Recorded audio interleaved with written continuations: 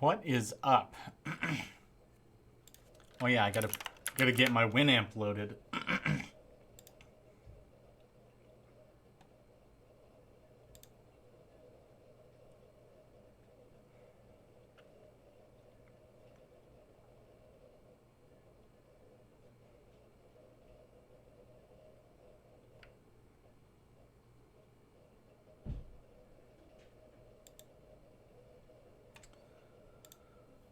All right.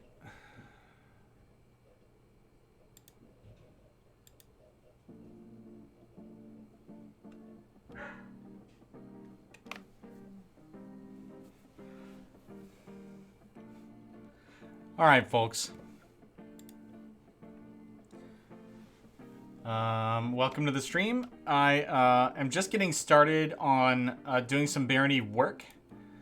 So I'm continuing the work I've been doing over the last little over a week now, working on Hall of Trials revisions. I'm quite a bit through Trial 8,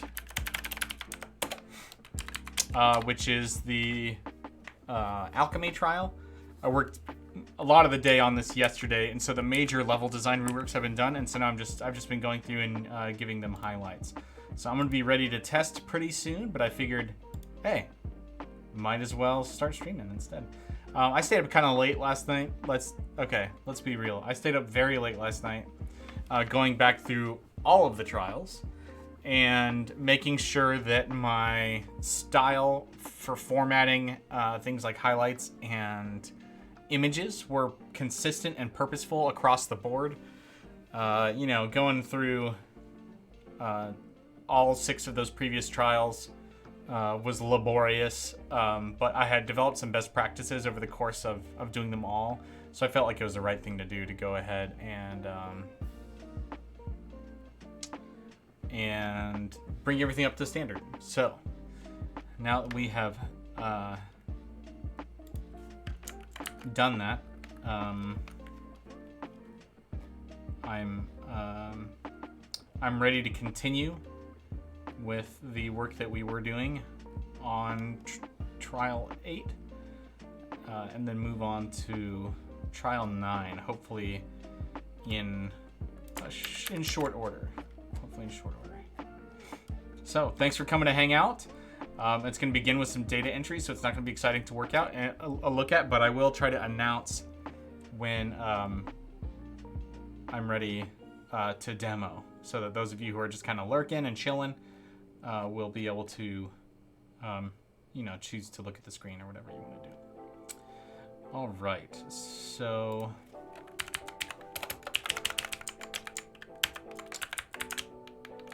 sign acid.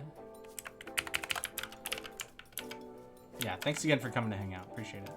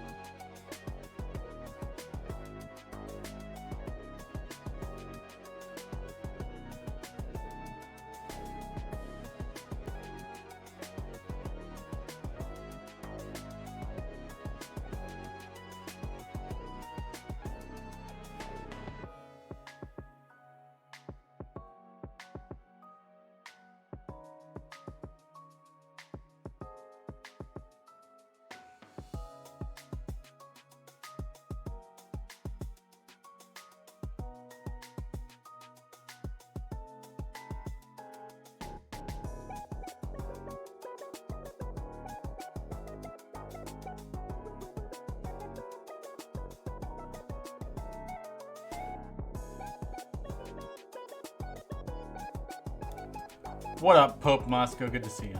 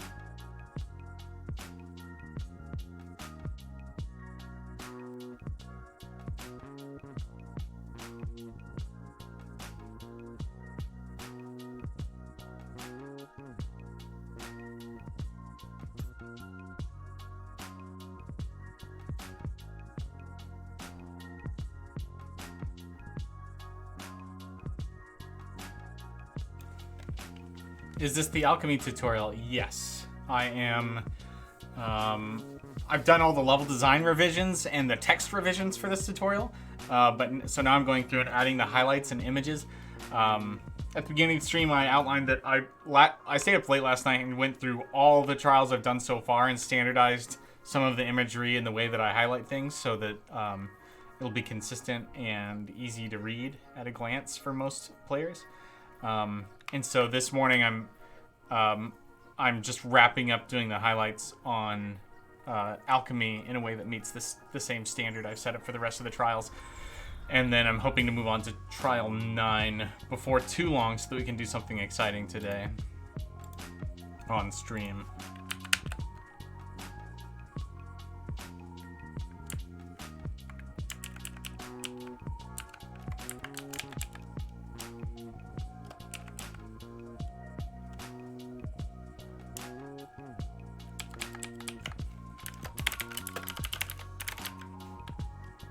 What's up, Bink? You just beat Brutal Legend for the first time? That's great. I never played it. I would like to, though.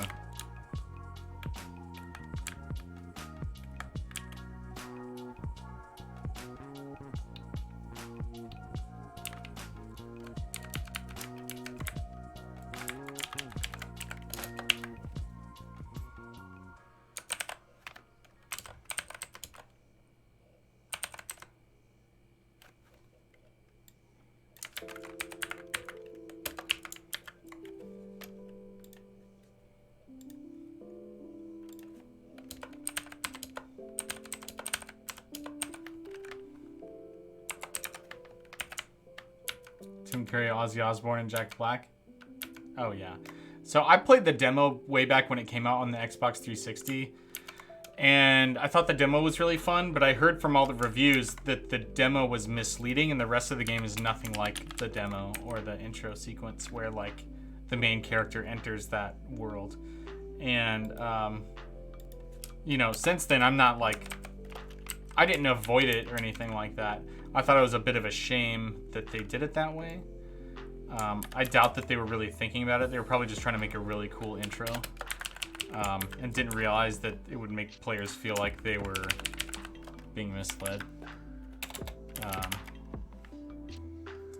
Call this up spells.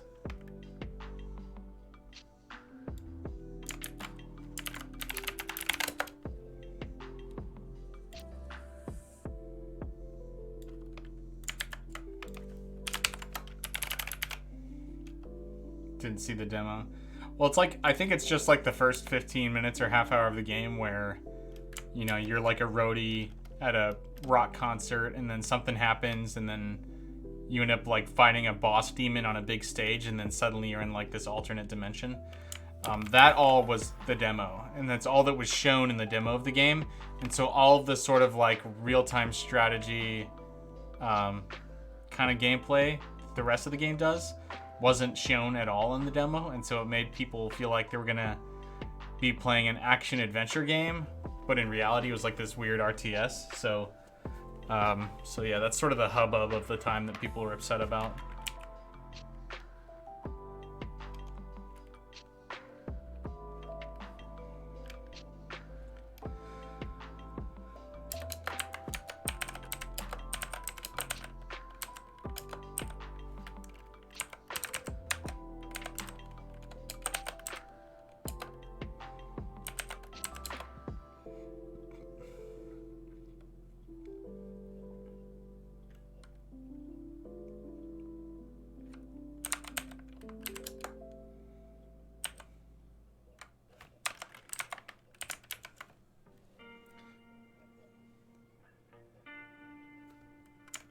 That's not misleading though, it's just the intro to the game. Well, if that's the only... You download a demo to decide if you want to buy the game based on what's in the demo. And if the demo shows nothing like it is in the game, then you could be forgiven for feeling like you were misled, I would say. Do you have a favorite monster base? Yeah, I think mine is Insectoid. I really do like the hunger spellcasting mechanic. It was my idea. I kind of had to fight for it. I know Wall wasn't a huge fan of the idea at first, which is fine. But it was an idea that I had kicking around in my head for a really long time, and I wanted to try it. And once I tried it, I just thought it was a ton of fun. I really like it. I like playing Insectoids that occasionally cast. I like the Flutter ability.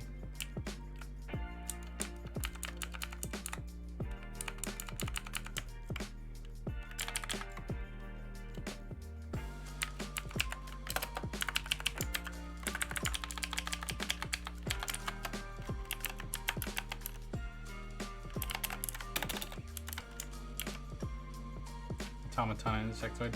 I'd actually really like to play an Automaton Brewer. Because I know that, if I'm not mistaken, booze is pretty good for their boiler. And I just think it'd be funny. I haven't tried drinking a potion of Firestorm. I feel like eating rocks is the only thing people like to do as an automaton sometimes. It gets mentioned so often. As a mage, it's great. Yeah, I mean, how you can keep your boiler in blue capacity is really good.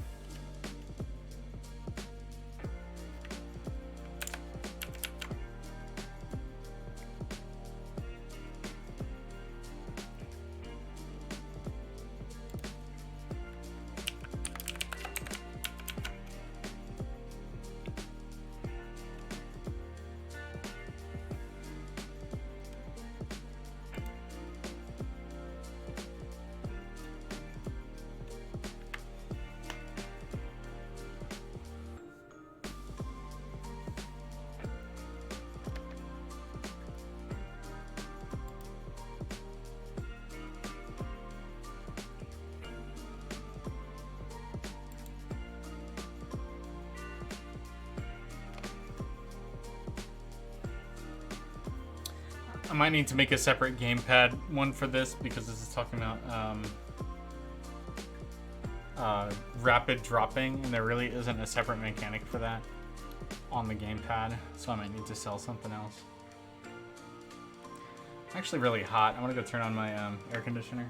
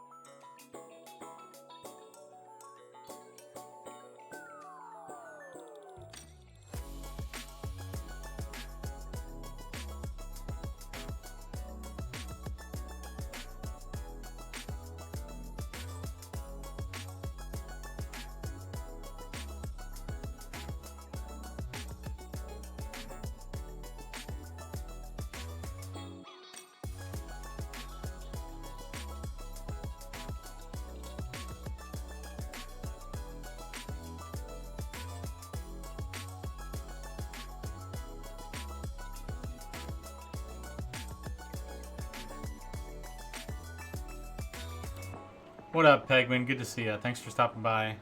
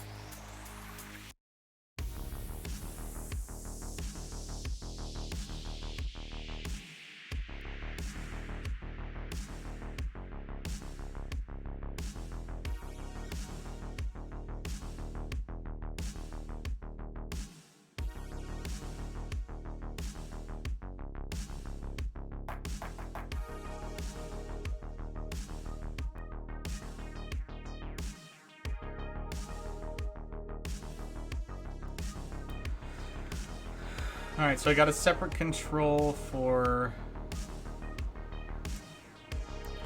gamepads.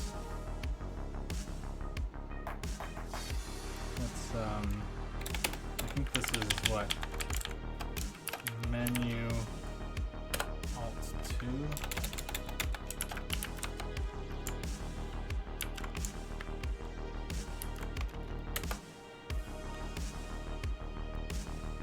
Yeah, I think that's it.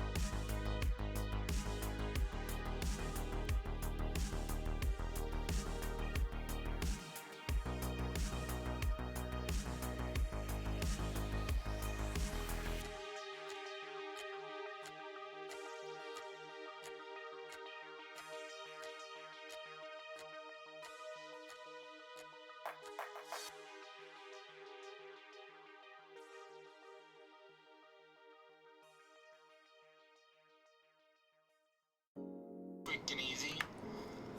Did I see what? Good. Did I see what Postal Dude managed to do, both Brawler and Ranger mode in the same run? No, I didn't see that. That's... So you would have to do... What? Just thrown potions? Still fall asleep. This time we really didn't stay long. That's okay, Ink. I started really late in the day, so good night. Sleep well, dude. Used only bear traps. Okay, so he could have used potions. Right? Because you can... Brawler mode lets you throw potions, if I'm not mistaken. But yeah, bear traps would work, I guess, if you just go in as a tinkerer. That's funny. I'd like to see that run, probably.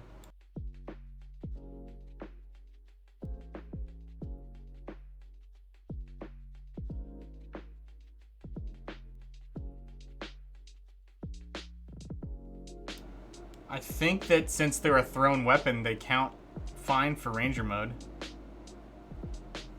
Yeah, I'm pretty sure it works. I mean, you can always just do the Ranger mode cheat and test it, but I'm pretty sure it's fine. I would enjoy trying it, except for I already have the achievements, so maybe when I get on the Switch. Only bear traps. That's so silly to do only bear traps.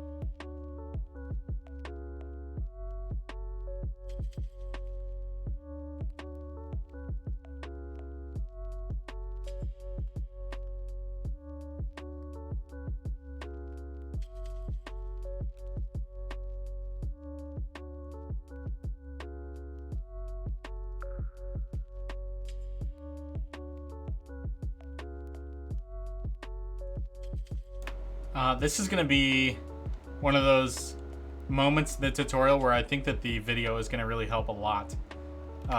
Learning how to tap with empty bottles is something that I've never seen anybody get right on the first try in the tutorials, even though the signs explain very clearly what to do. I'm hoping my new sign setup will make it a lot less confusing.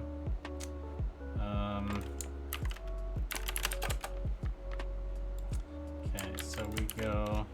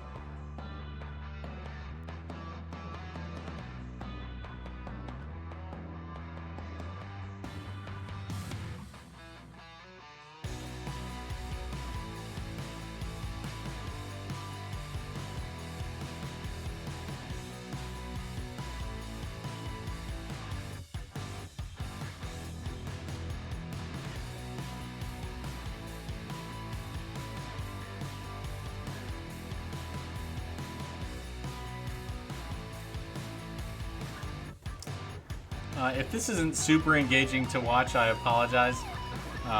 This is the kind of like grunt work that just needs to get done, and there's not much creative to it other than just like selecting which images to show and which highlights to show. And and I want to, so that I'm not spending so much time going back and forth between my editing tools and the game. I want to do all my testing at once. And so there's not much to look at for a while unless you're like really reading the code with me and you understand it. It's fine. Well, thanks, Pope. May I ask your opinion about this team for Accurseds? I think that would be very hard, just because of food. But maybe if they were insectoid Accurseds, you could have more luck. I probably wouldn't attempt that on purpose, but if me and my friends all randomed into Accursed, I'd be like, we have to do this. That's yeah, I expect that would be a kind of an annoying run to play.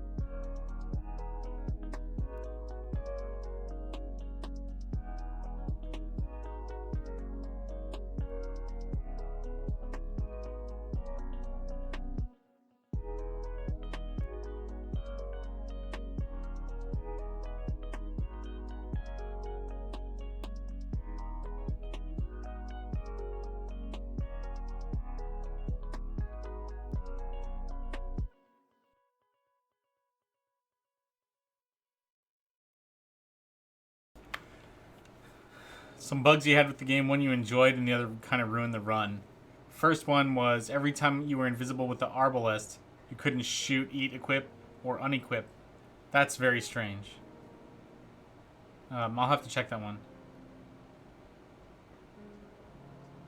Had to stop being invisible, but invisibility was keeping you alive in that run. You know, it's funny, like, because I really don't like not being able to see my character's hands or shields or whatever, you know, I like to see my weapon shaking for critical strikes, so I really don't like being invisible, and so I almost never use invisibility items, and so if there's any bugs about them, I probably haven't caught them, so it's good to see this. You know, for a while, Wall of Justice was working on an idea for adding opacity to the invisibility effect, and maybe certain other effects in the game, because invisibility is such a weird effect in Barony that having a character look partially translucent would probably help the mechanic be more intuitive. I don't know if we'll ever revisit that, but for what it's worth, I would like to catch those bugs and not have them affect you. The other was that as a brewer, every time you used an empty bottle on a fountain or sink, I would throw an empty bottle.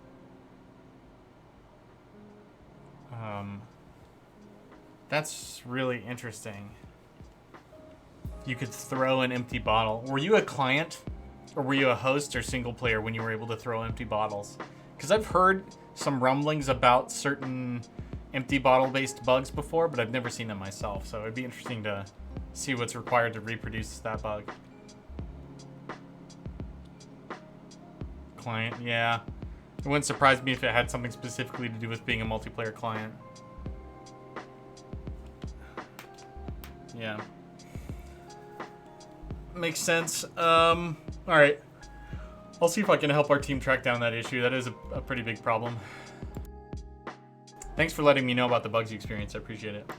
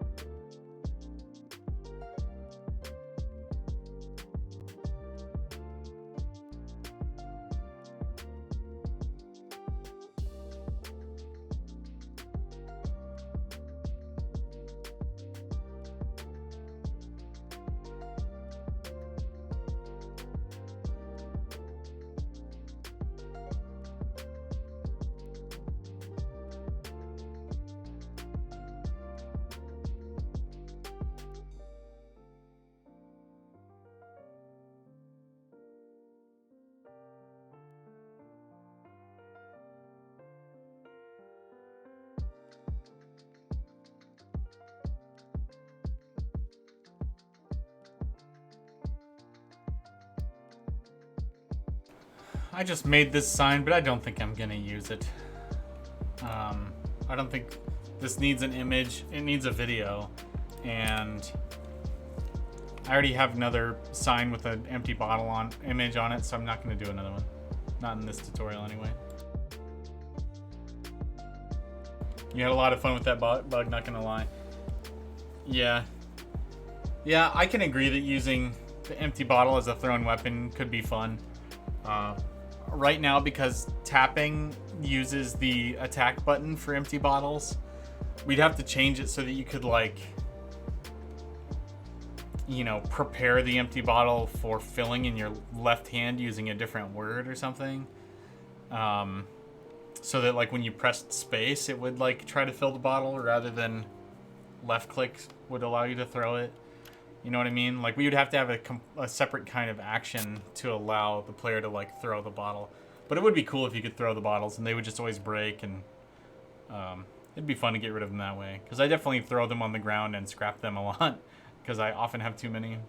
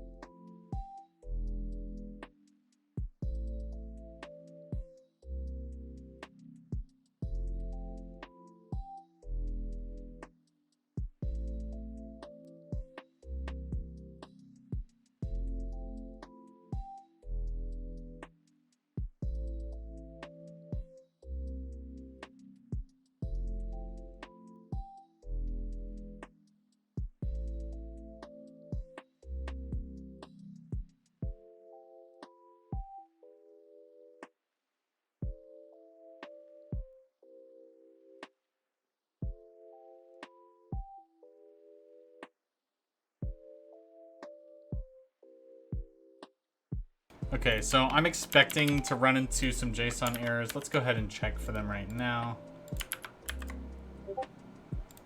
Line 1478. This is a long script, y'all. All right, what was that I ran into? No comma here. Predictably, no comma errors. 1509. Another no comma error. And that was it. Just 2 no comma errors. We've done worse. All right, let's go ahead and test the alchemy trial. Tutorials.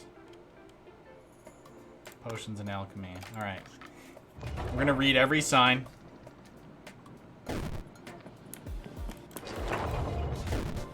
You are poisoned. Drink from your inventory with... All right, we're missing a glyph. We've already run into a problem.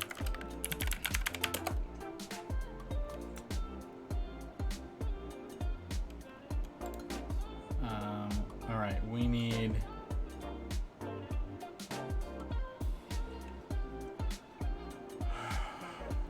Okay, so I need...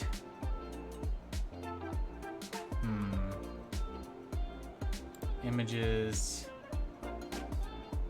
Spells...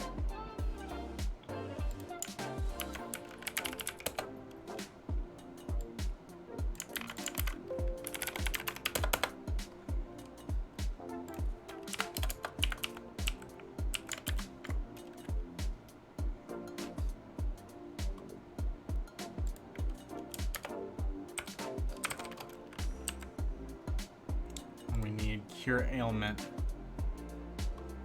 So it's gonna be Barony, items, images, spells, cure ailment.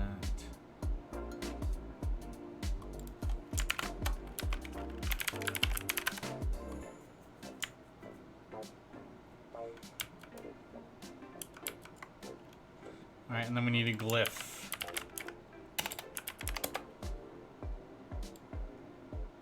Simple.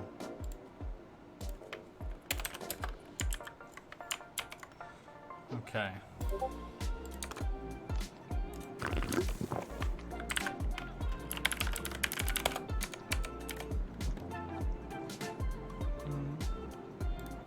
Okay, let's modify this a little bit.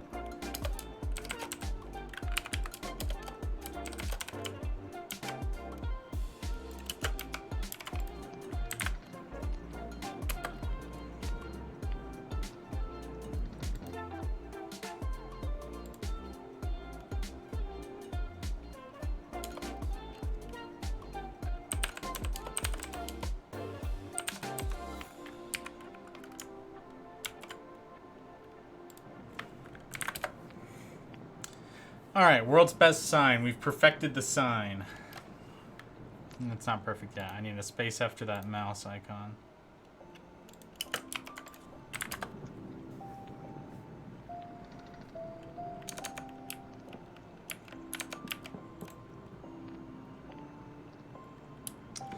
Potion of Cure Ailment. This removes most status effects, including positive ones. Each potion comes in a certain range of colors and may be helpful or harmful. So since you guys last saw me working on this, I've added highlights to this. So some of this is new to you and not so new to me. Potions can be thrown or drunk if a potion is identified. Its default and hotbar behavior is suited to its effect. Okay, that's kind of a complicatedly worded sign, but it has all the information that's needed, so I'm going to leave it. Potions with beneficial effects are consumed as the default action, while harmful potions are equipped to be thrown with the attack button.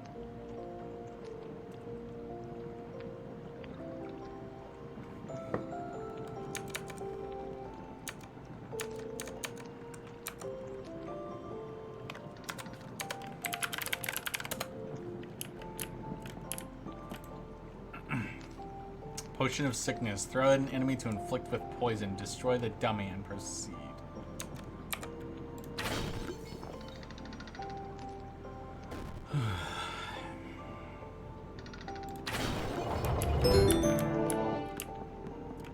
I think I might reduce how many sickness potions the player gets there. Maybe reduce it down to 4.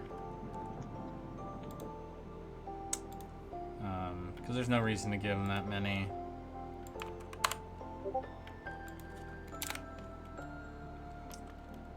And then players are going to be more likely to use their potions of healing on the sentry that's ahead. So I'm going to get rid of all of the ones I have but 2. Alright.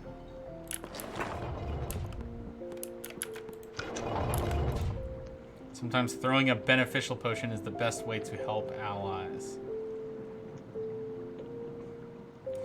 Instead of highlighting throwing there, I'm going to highlight beneficial.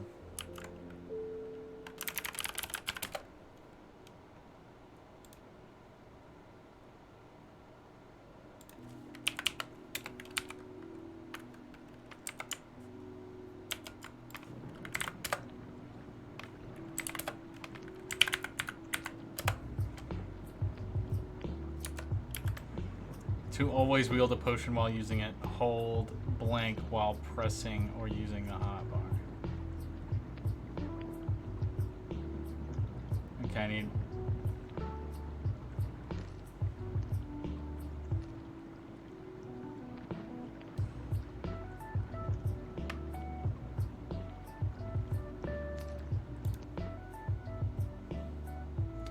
Okay, I need... This is an alt situation where I need another gamepad sign, because I actually don't know if we have this functionality on the gamepad yet. I'll have to talk with Ben and do some experimentation. So I need a glyph.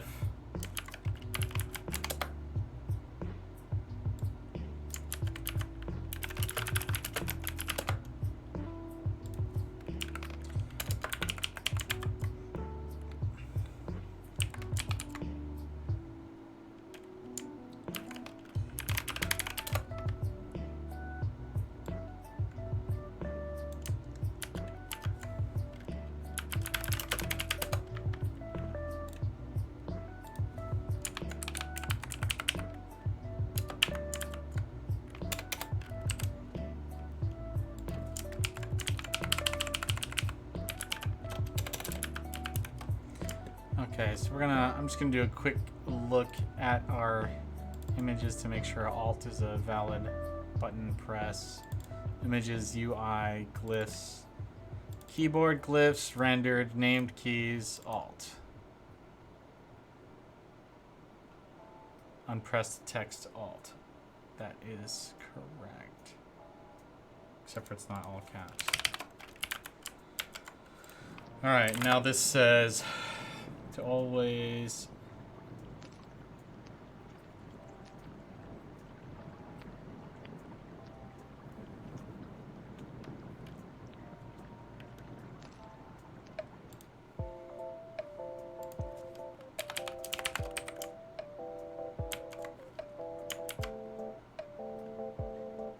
Instead of pressing, I'm going to do using.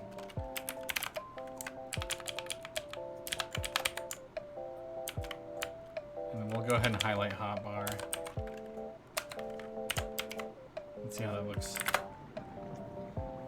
It didn't highlight hotbar.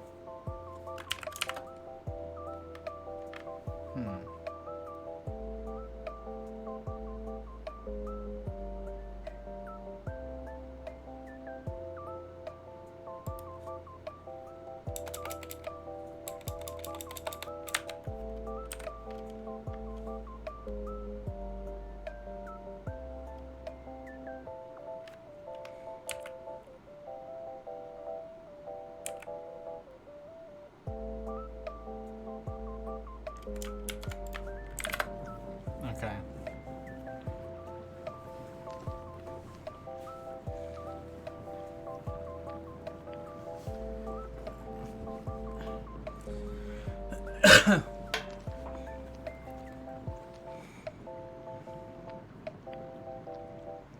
I think I might, instead of say to always wield, that's a little confusing language. I'm gonna say to wield unidentified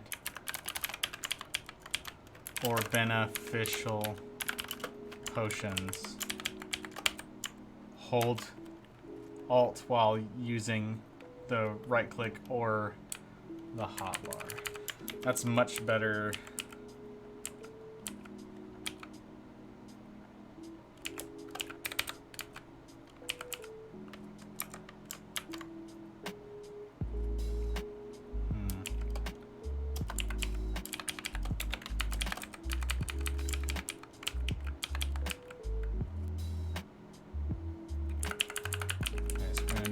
Control word here, highlight word here, highlight word here. Let's see how that looks. To wield unidentified or beneficial potions, hold Alt. See, that's more informative than like to always wield. Like, you don't really need that blanket statement. Instead, I'm more specific with the signs so that it clarifies the only time that you need to use the Alt key is when you want to wield a potion that would otherwise automatically be drunk. So that is only true in the case of unidentified and beneficial potions, such as the potions of healing that the player just picked up. So I'm going to go ahead and make a gamepad version of gamepad only version of this sign that just directs the player to equip the potion in the normal way, because I don't believe we have a hotkey for that on gamepads, which is kind of unfortunate. I think on the Steam Deck eventually we might have a shortcut for that, just because it has the grip buttons that aren't part of the core control scheme right now.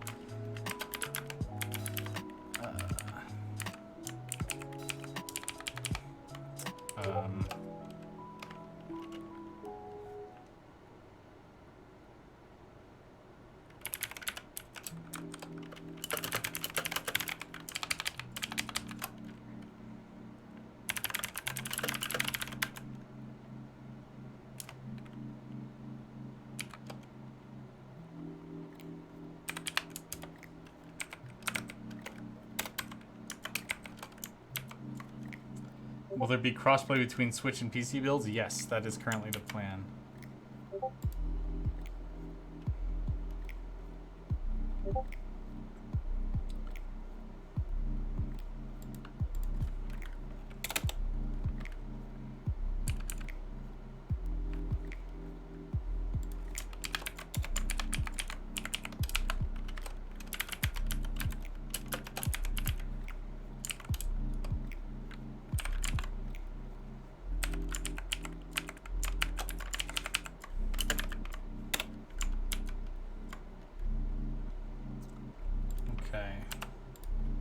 So this alt thing needs to go away.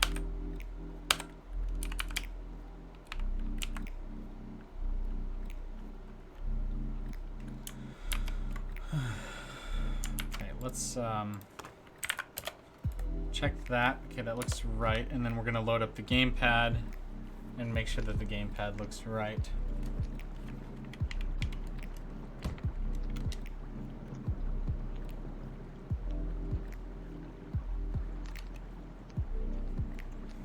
Because, yeah, if I hold, like, what is it? Face hotbar. If I hold, like, Y, RB, and then, like, any other button, like, there's nothing I can do. Oh, you know what? No, that's the...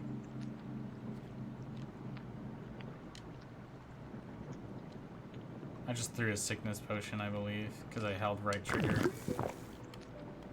Yeah. So, I don't think there's a way to do this conveniently now. So, yeah, the only thing you can do is...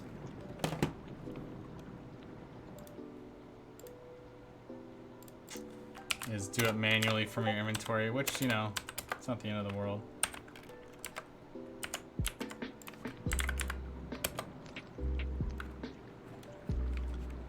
Okay, let's go ahead and restart the trial so I can have the fewer.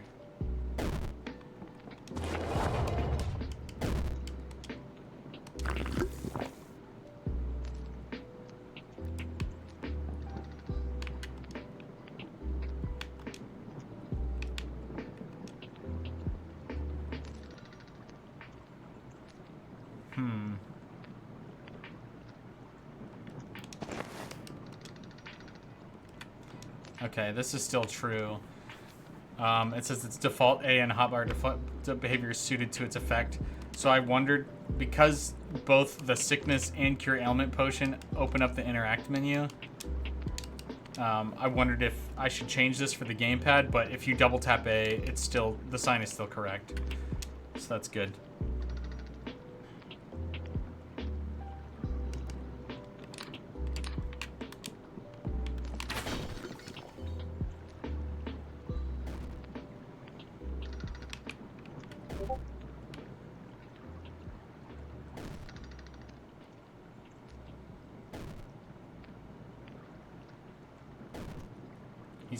He's still poisoned. Hey, one potion is all it took if you're conservative.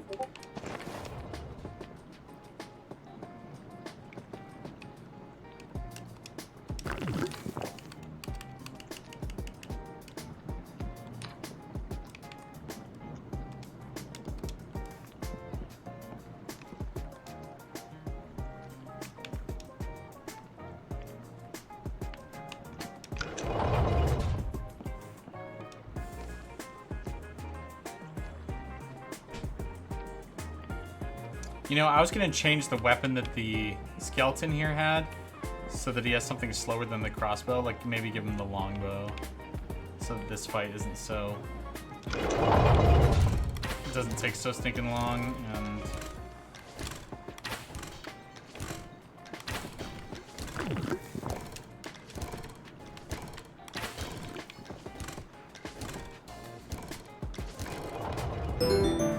Let's go ahead and make that change now.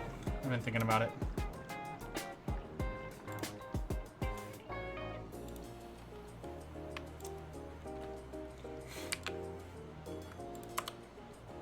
I don't think there's anything else I can do to make this guy shoot faster.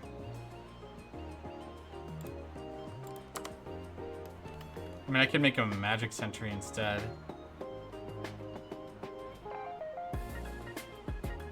Which would go a lot faster.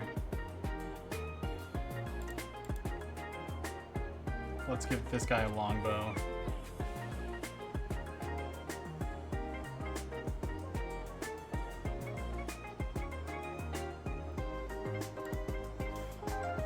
So he'll do more damage but shoot a lot slower.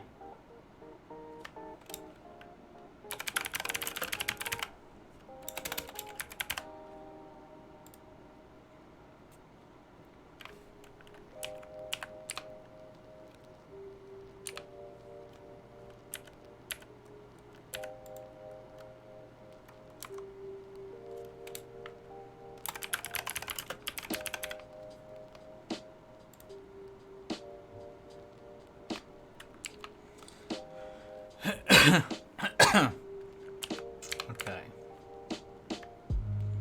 So let's make sure that the sentry still loses this fight.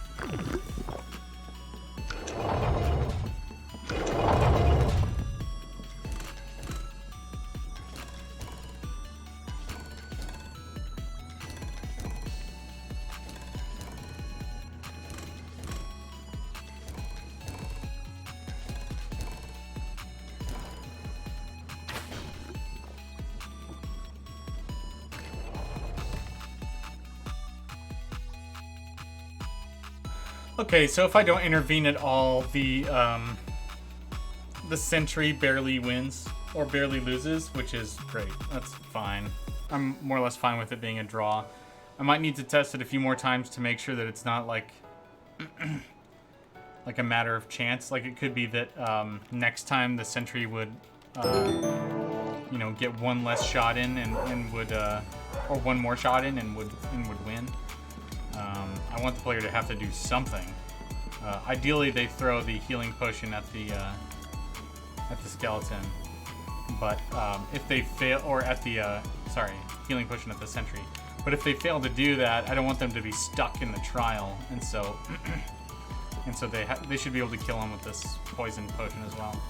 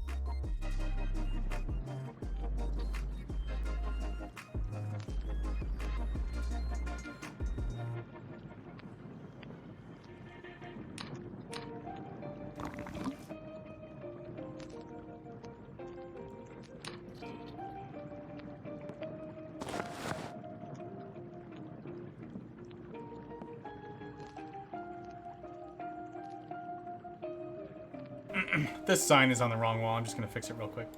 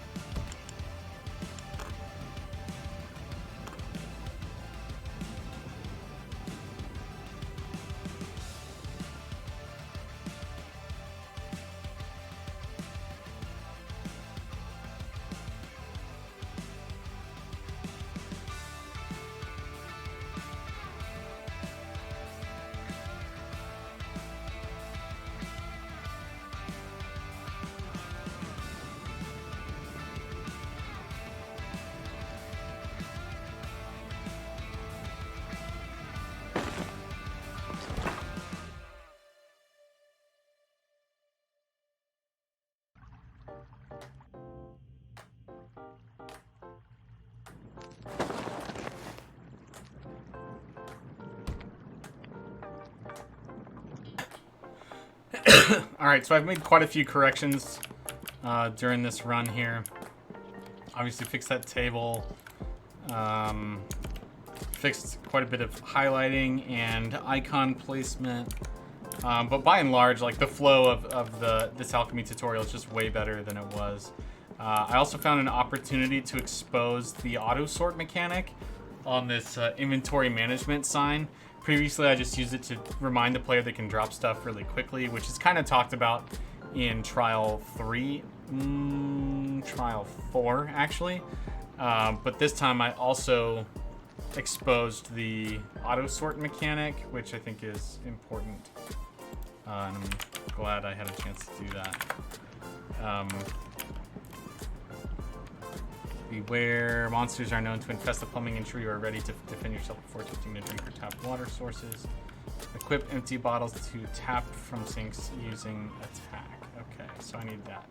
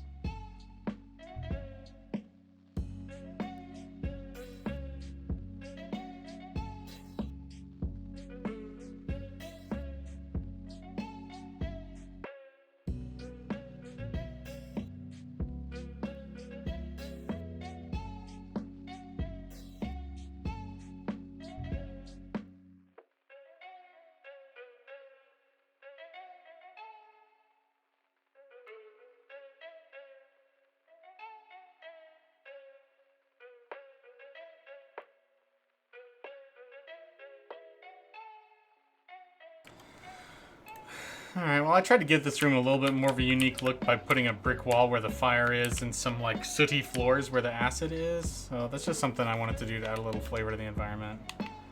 And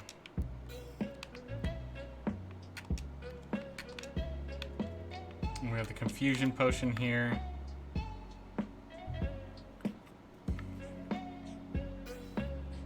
Acid to booze and booze into fruit juice. Is that correct? Acid, confusion. No, it's the other way around.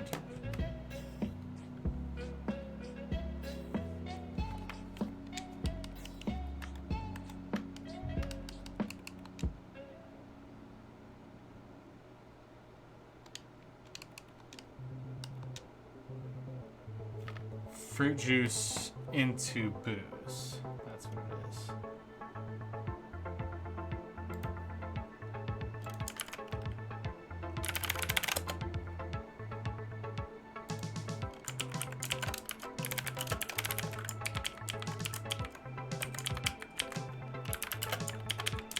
And booze into confusion. Booze into acid. Mix booze with potions of confusion to get more acid. And acid into juice.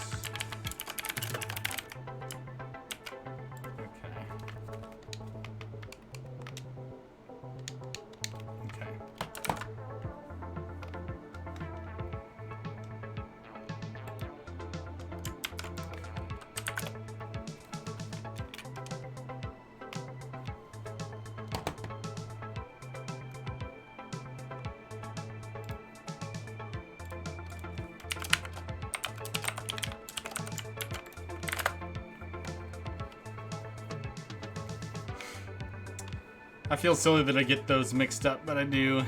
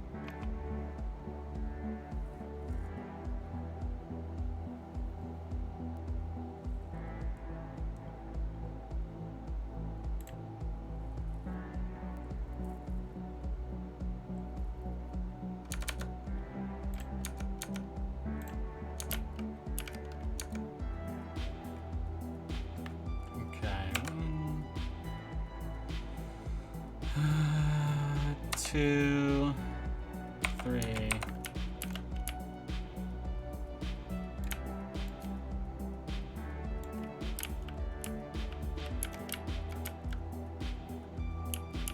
Oh, that sign's facing the wrong way.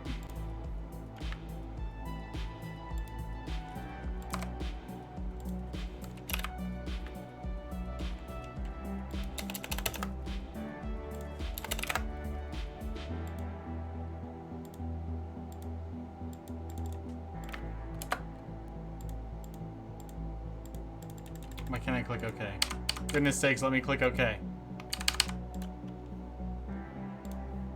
Why can't I click OK?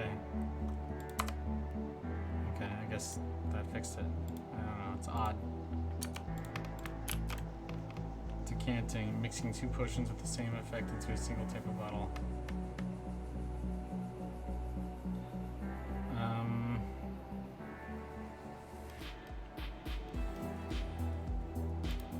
Let's give a space on that.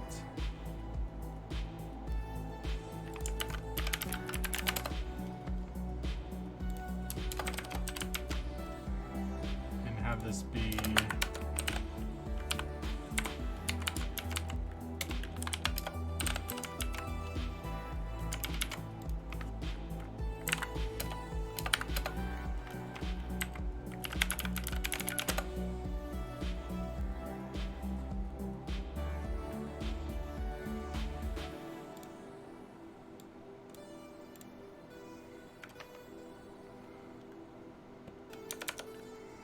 Alright, so I'm going to decant here just because this is when I'm telling the player to do it.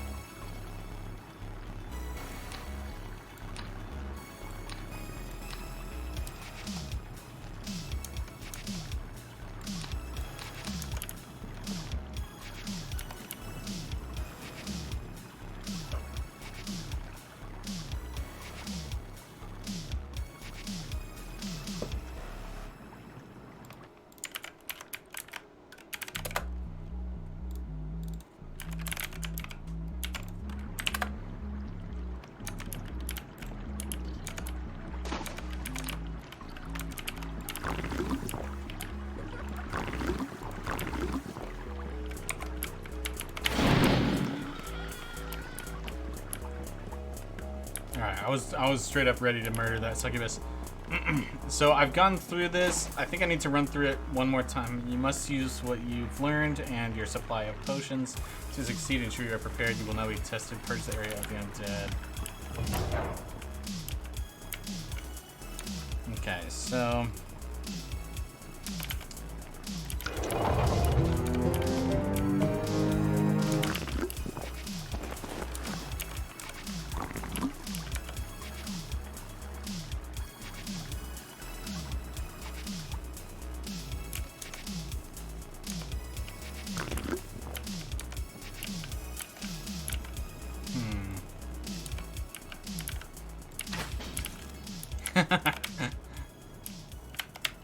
I made a scorpion.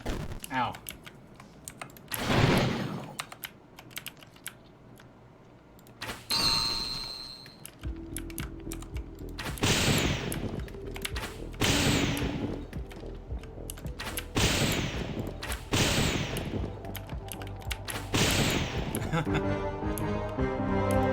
This trial's so easy if you know how to make the thunder potions or the storm potions. This cracks me up. Alright. Alright, we're gonna give it one more restart and make sure our signs are in the right place. It's probably not totally necessary because I am gonna come back to this when I do videos, but that's okay. Okay, range of colors. Potions can be standard drunk. Potion identified. It's following the hopper behavior suits to its effects. Potion.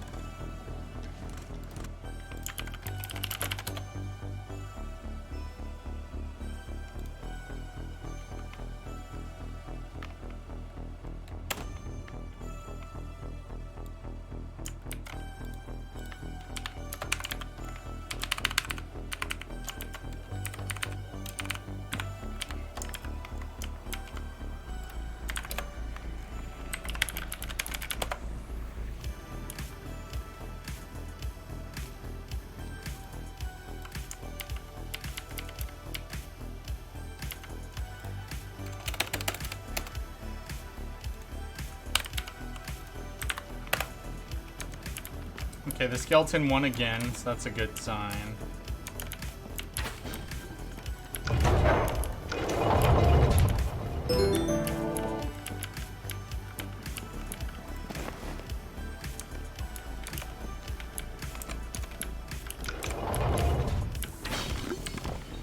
I'm gonna reduce the amount of potions of paralysis I'm giving out. There's just no need for as many as there are. Same with potions of healing. I'm gonna do like 3 of those, maybe 4.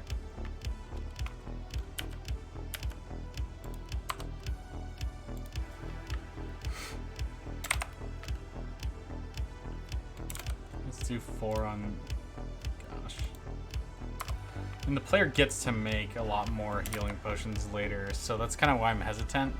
Like, having so many up front makes it so that it's not useful, really, to make more healing potions for the final test.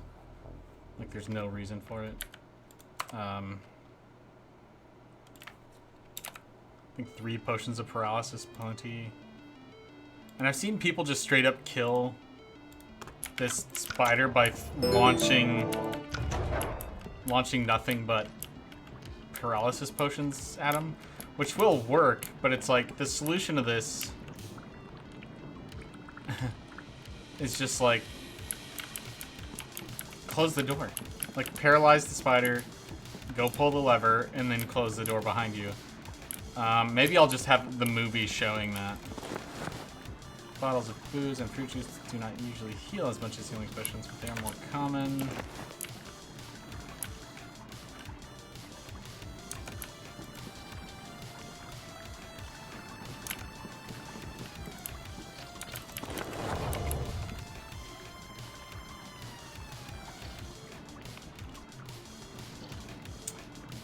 It's actually select 2 different potions with right click, not left click. Okay, I gotta change my glyph order.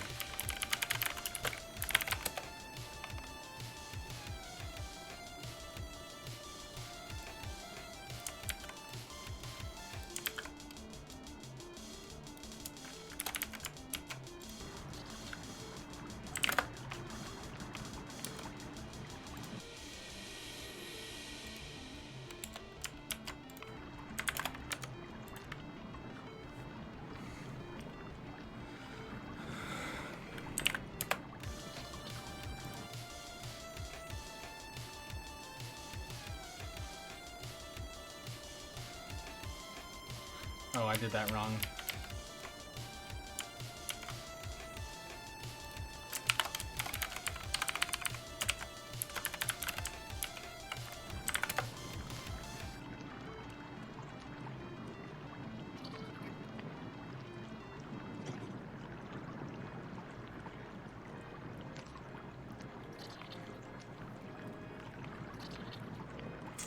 There's just,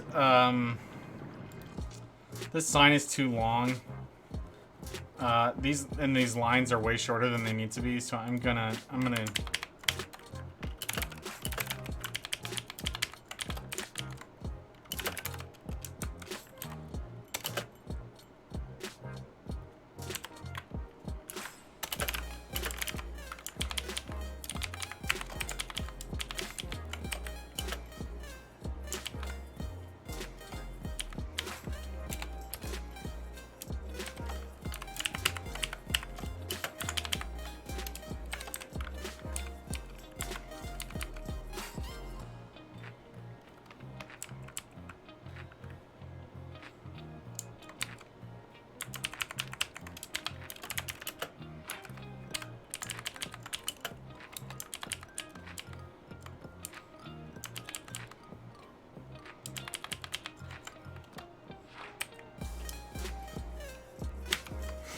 Alright, let's redo some of this highlighting. It's a little ridiculous.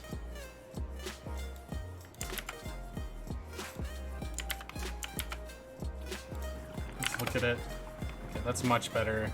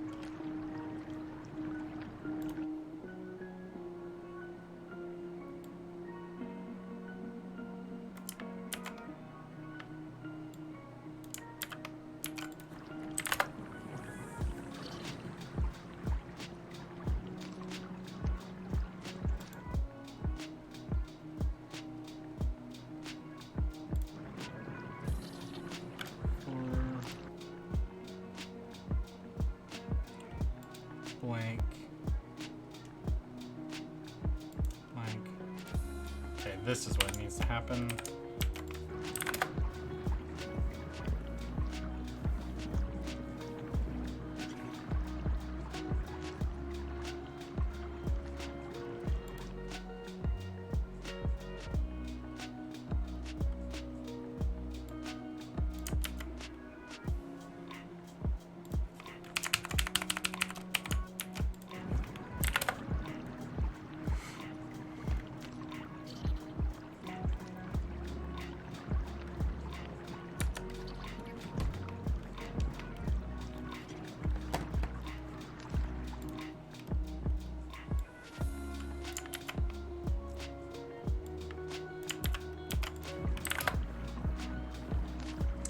Okay, we fixed that sign up. That was, you know, every time I find a bug when I'm testing, I'm just like, this is why we test, this is why we test. And it makes me happy that I tested.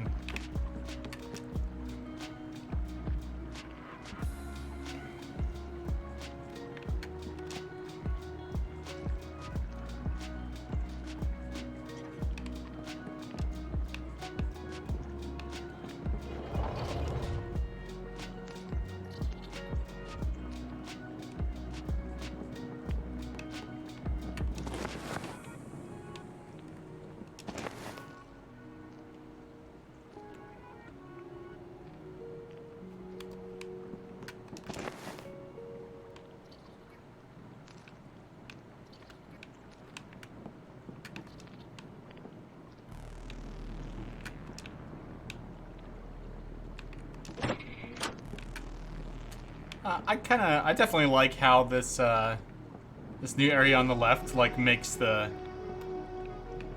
acid brewing area look dangerous. That's kind of exactly what I wanted, so I'm pretty happy with that.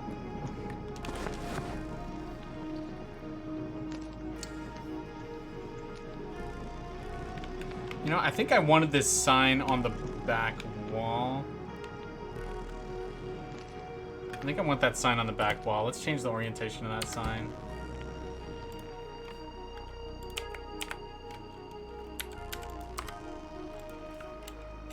Facing east. And is plastered on the left. Perfect.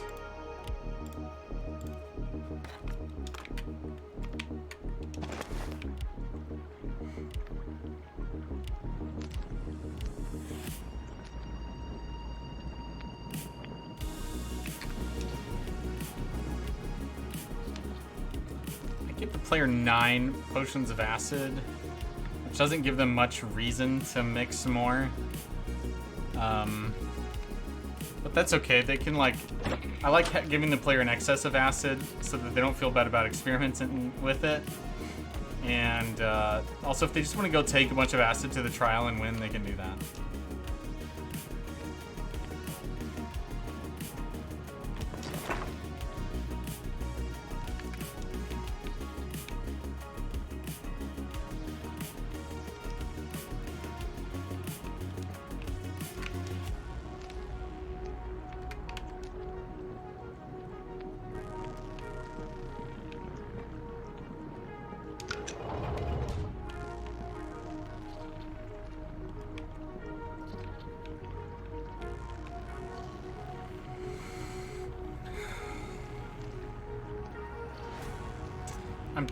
considering moving this sign out here, actually.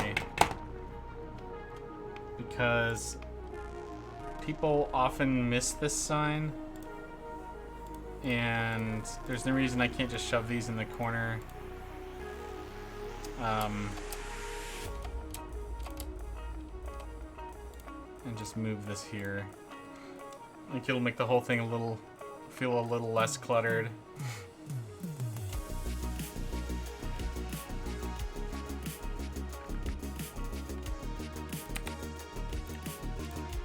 Something like that.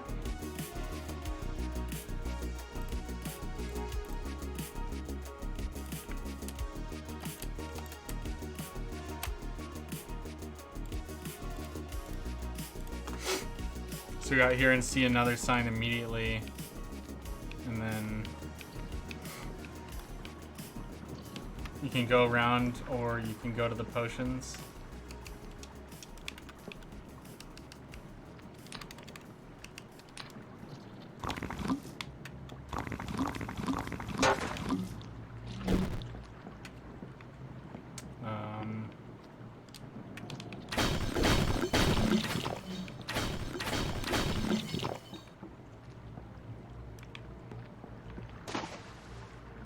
This sign's in the right spot.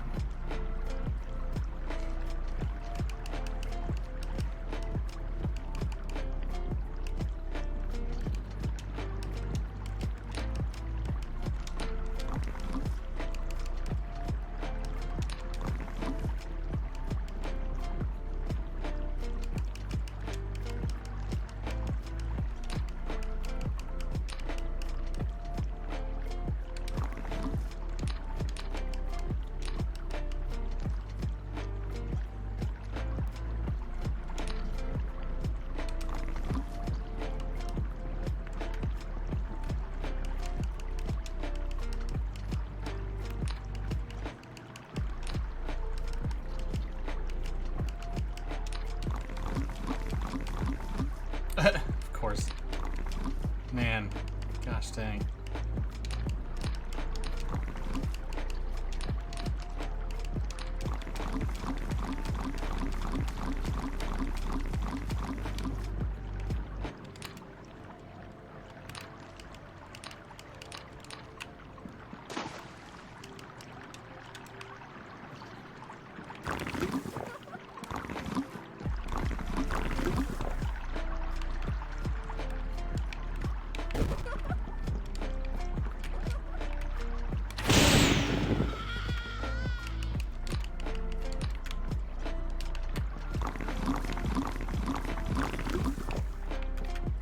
Dang, that was a lot of junk I pulled out of there. Let's just do this.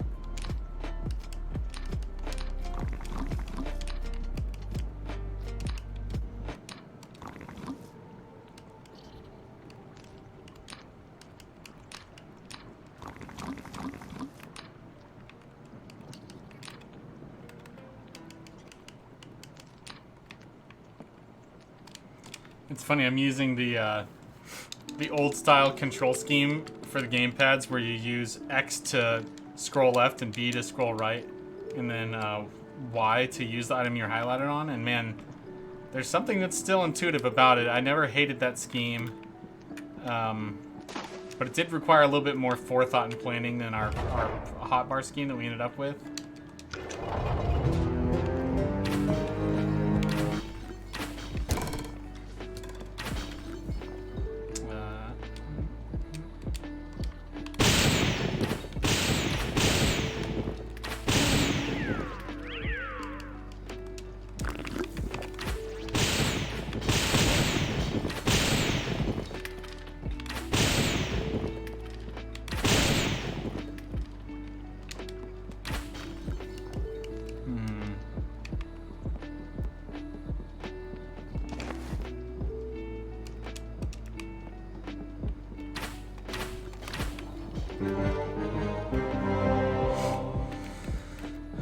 All right, and then lastly,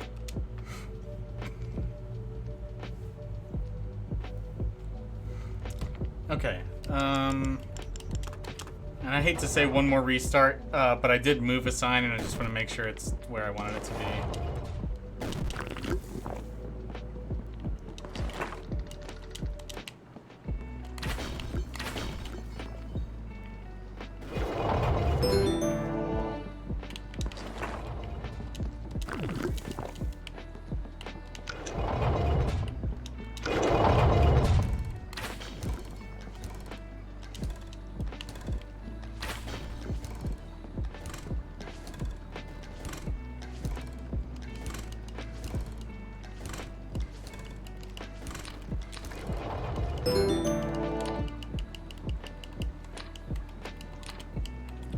So now I've been a lot less forgiving of mistakes by using this.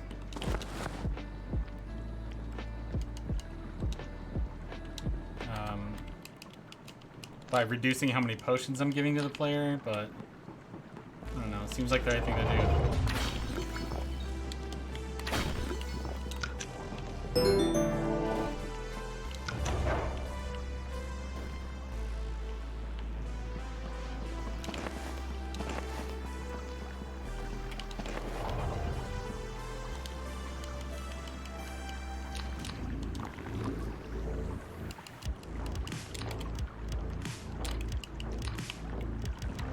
I think I killed that spider.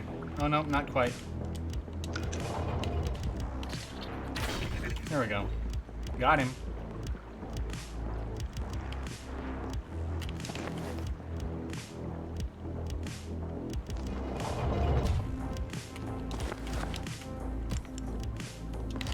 Oh, we don't have this potion of invisibility icon. Glad we checked.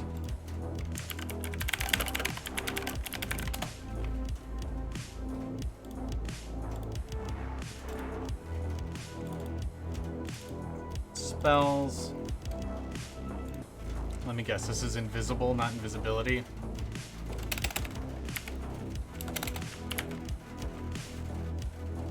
Oh, I can hear it's raining out.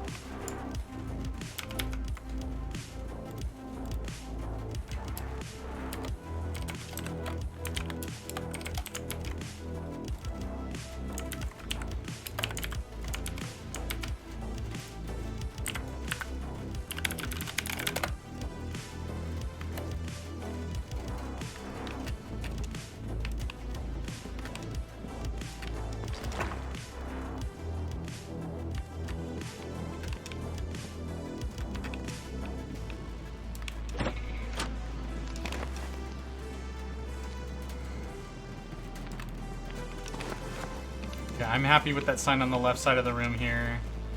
Confusion sign's looking good. This one's like extremely long, but I don't think there's a smart way to make it shorter. Well, we can center that icon though.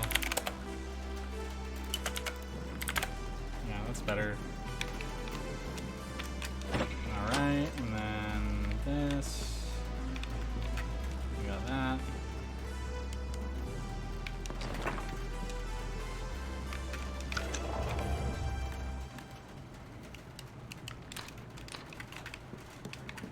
Okay, now we have our new sign location. Okay, so you pop out, you immediately see the sign. Equip empty bottles to tap from sinks or fountains using right trigger. This will fill your bottle with water or other potions.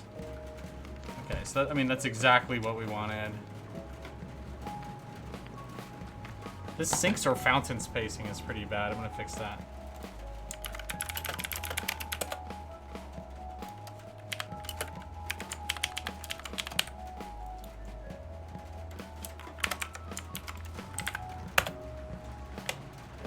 That's better.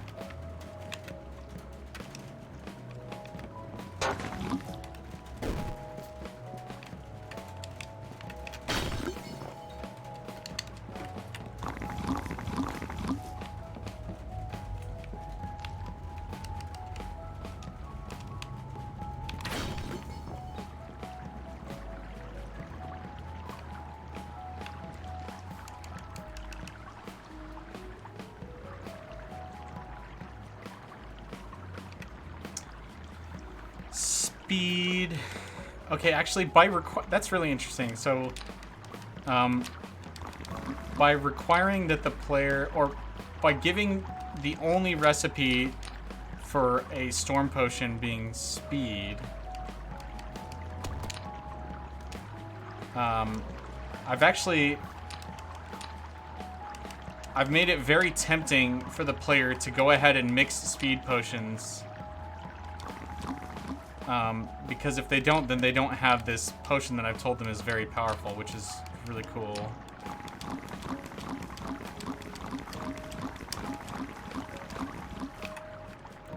Alright.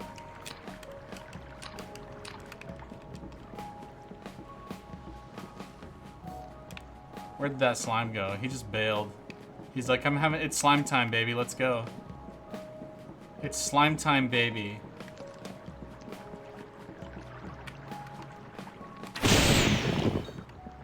Let's go check on our, what is it? Invisibility. I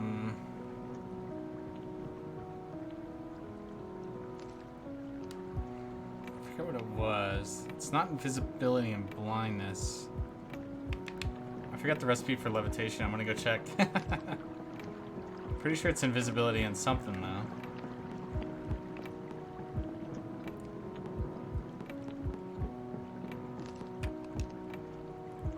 Cure ailment and invisibility, okay.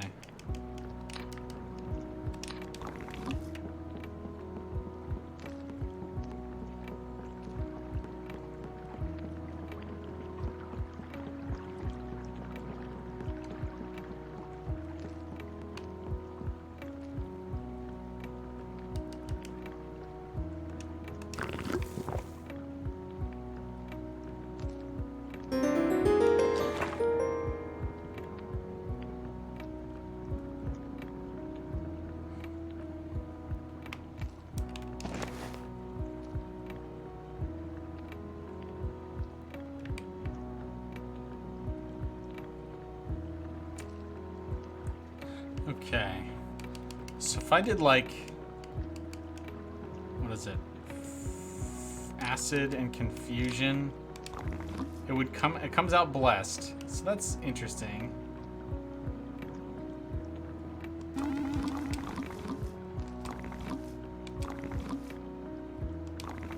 And so in theory, I could then make blessed healing potions.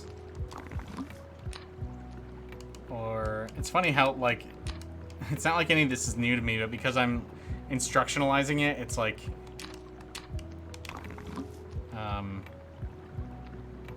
you know, it's suddenly important to me. Cure ailment. Okay, so, what if we decant? Yeah, it'll de-bless if we decant.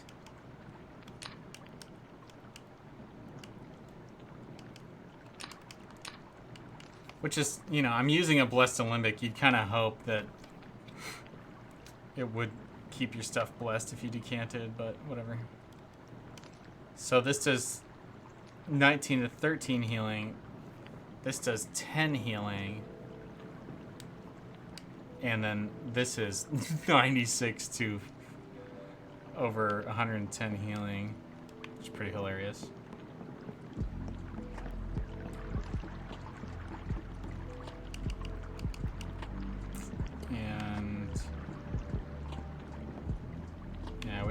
We don't have any water or anything to put cursed thunder potions into. We might find some in here though.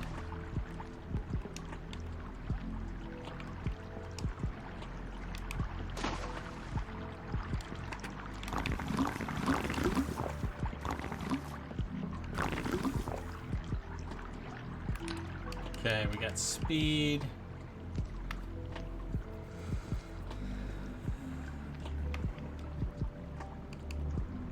Healing, sickness, and fruit juice. Okay. Let's just go do this trial battle one more time. I'm just gonna throw a thunderstorm at everybody.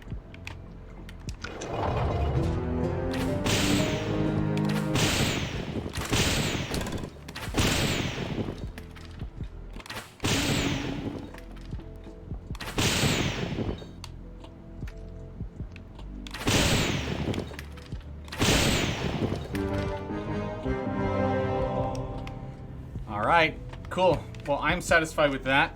Oh my gosh, it's almost 6 o'clock already. I know I started the stream late, and then I spent all the early part of the stream testing and polishing one of the trials that I worked on most of the day yesterday. You gotta understand that I spent a lot of time polishing up some of the other trials, even though I didn't work on their videos. I spent a lot of time polishing up their images and highlighting. I noticed that as I went on with the highlighting and stuff, after trial 2, so as I was working on 3 through 6, I just got a lot more liberal with the highlighted text, and it made it really noisy. And so as I replayed trial 2, I was able to see that much more conservative use of highlights really did a better job of drawing attention to single words that mattered a lot more. And so I revisited every one of those trials with that philosophy in mind, either highlighting single words or deliberately highlighting a whole line, like a whole phrase that isn't broken up between multiple lines. So that required some finesse in how I laid out the letters. So oh, it looks like my screen got frozen. This has been happening. It's been weird. Let's do... There you go. So what I'm going to do real quick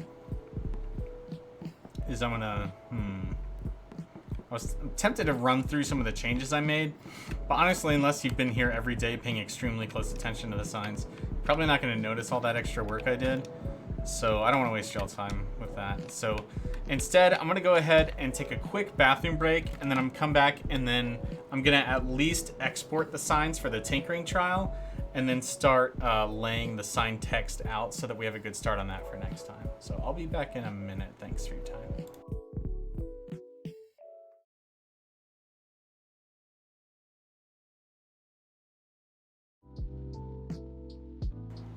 What's up, folks? All right, I am back, and I'm ready to do a little bit more work, primarily in trial 9. So you know when we are... Oh, there's actually something I did want to show in the stealth and sneak attacks. I think I did maybe the most changes in this one.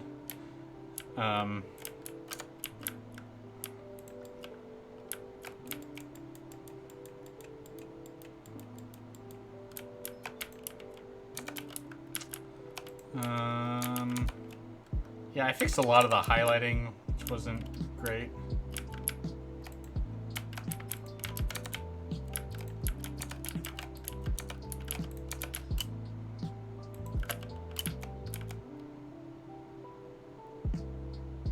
So I open this gate and you instantly want to come hang out over here, dirtbag?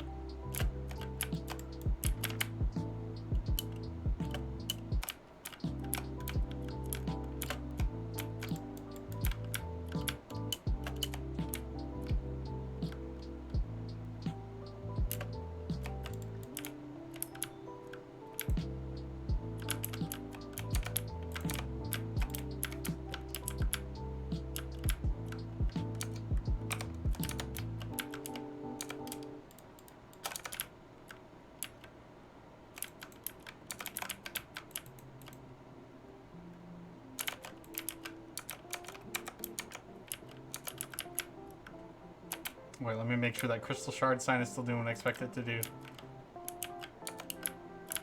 Yep.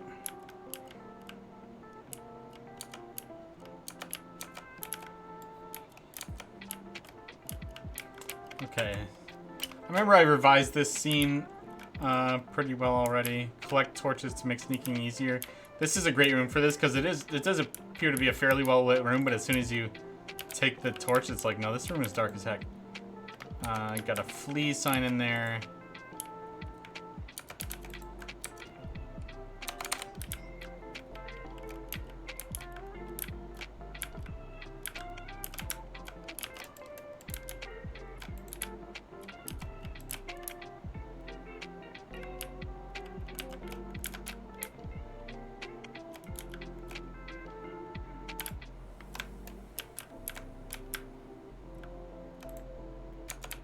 Okay, so this is where I actually added something to this trial since last time I was on stream with it.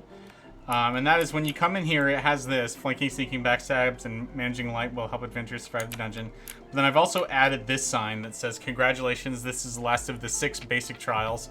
Heroes do great deeds with these lessons. Trials 7 through 10 give specialized lessons. Master them if you desire more skill."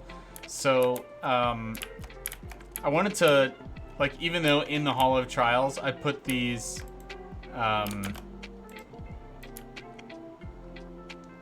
signs right here that say advanced lesson, I really wanted to drive home to the player that after they finish this trial, I feel like they've got the basics of the game down. They really don't need to do all of them unless they really want to. I mean, not that any of the trials are explicitly necessary, but it's more so that, you know, you'll feel, I don't think you feel lost playing Barony if you've done the first 6. Really, yeah, unless you play the Brewer or the Mechanist. Like, shops are very self-explanatory. Okay, so let's go into tinkering. Let's open it in the editor here. Control tutorial 9. I mean, this was one of my favorite trials already. I think it turned out good. It's just the end really comes on kind of sudden and is pretty hard.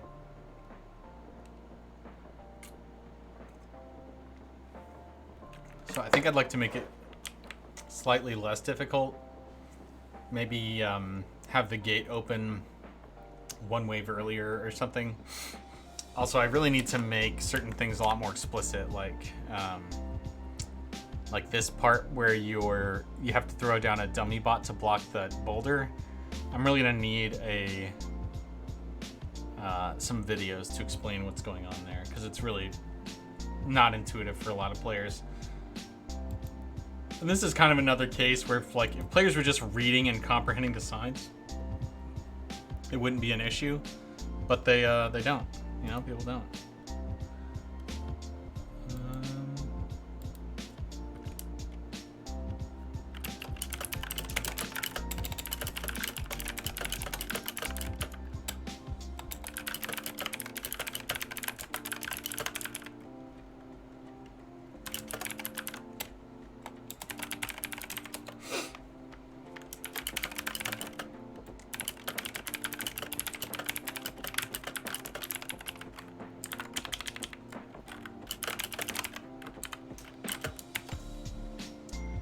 Good day, Garvikin. How's it going? Thanks for coming to hang out.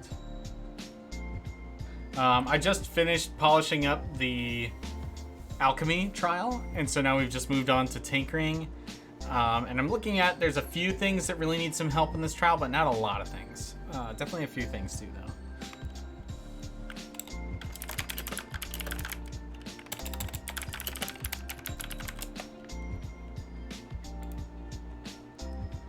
Okay.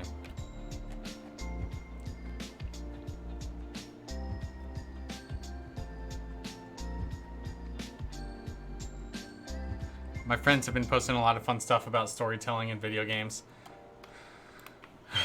but I will refrain from reading it for now. Okay, so we're just gonna go in here and go dump signs.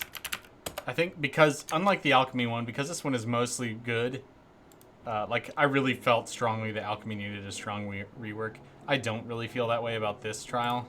So I'm going to go ahead and just jump straight into changing the signs over.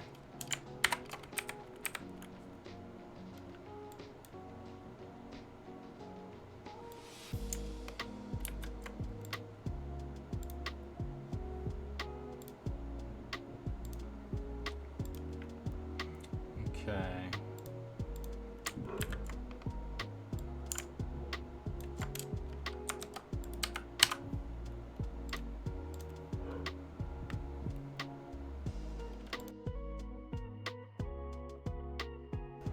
Yeah, you may have just missed it, Garvikin, but I put a sign at the end of trial 6 that basically says, you know, now that you're done, now that you finished all these 6 trials, you're pretty much good to go. But there's more trials if you want more specialized skills. That's something I did last night when I was working on the couch watching The Boys.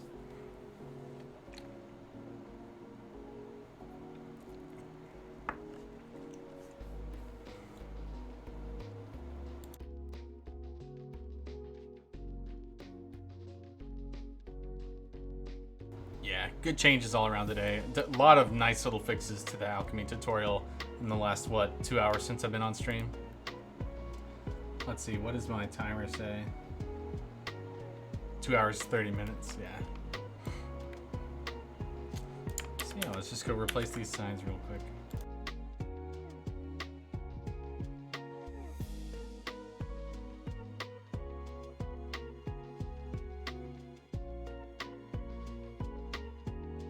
What do I think about The Boys? I like a lot of it. It's just, it's like when the story is being told with some restraint and it's thoughtful and intelligent, or even just sort of like what's the word I'm trying to think of? Like when it uses the superhero concept to like make things over the top in the way that it's relatable. Like one of the things that superhero movies, like other superhero movies, do a bad job of is like, what would the real world impact be of having powers like that? So that when Boys is over the top about that stuff, I think it's really good. I think that when it's over the top on its political commentary, I think it falls flat. But I've been enjoying it anyway. It's just like maybe 2 episodes per season. There's just like over and over and over, they're like really ham-fisting their political opinion on you, and it just stops being entertaining to watch. It's like, yes, I know a lot of people that share your opinion. That's very, very cool. But please go back to entertaining me. Thank you. You know what I mean? But I like the plot.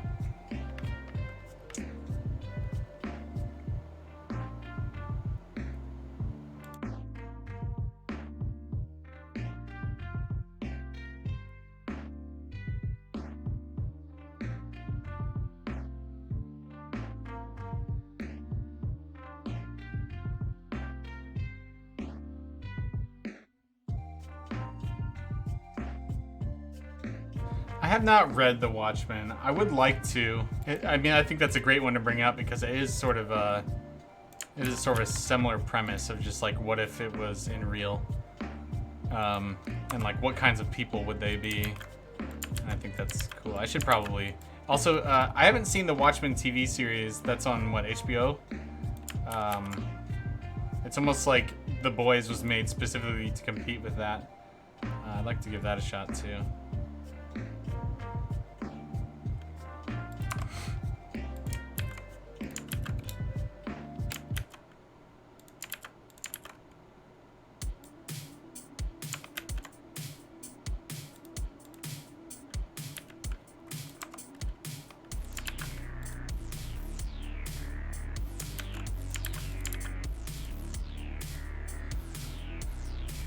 Love how the comic does politics. Yeah, I'll have to look at it.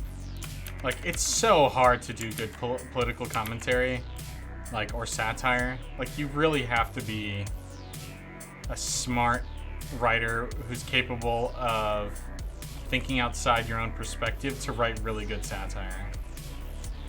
I think it's probably one of the most difficult things to do well. And, you know, every person, you know, has their biases and their beliefs and whatnot. And if you just take your personal beliefs and then make, you know, just like satire does, take it to extremes and make a caustic, like, insulting joke about another belief system or political group or something, it's just I would say that that's bad satire. Good satire helps you see things in a different way than you saw them before. Bad satire just like exposes you to the most extreme version of an annoying opinion you've already heard a lot of times before. You know, it doesn't actually contribute anything to the conversation except be more toxic.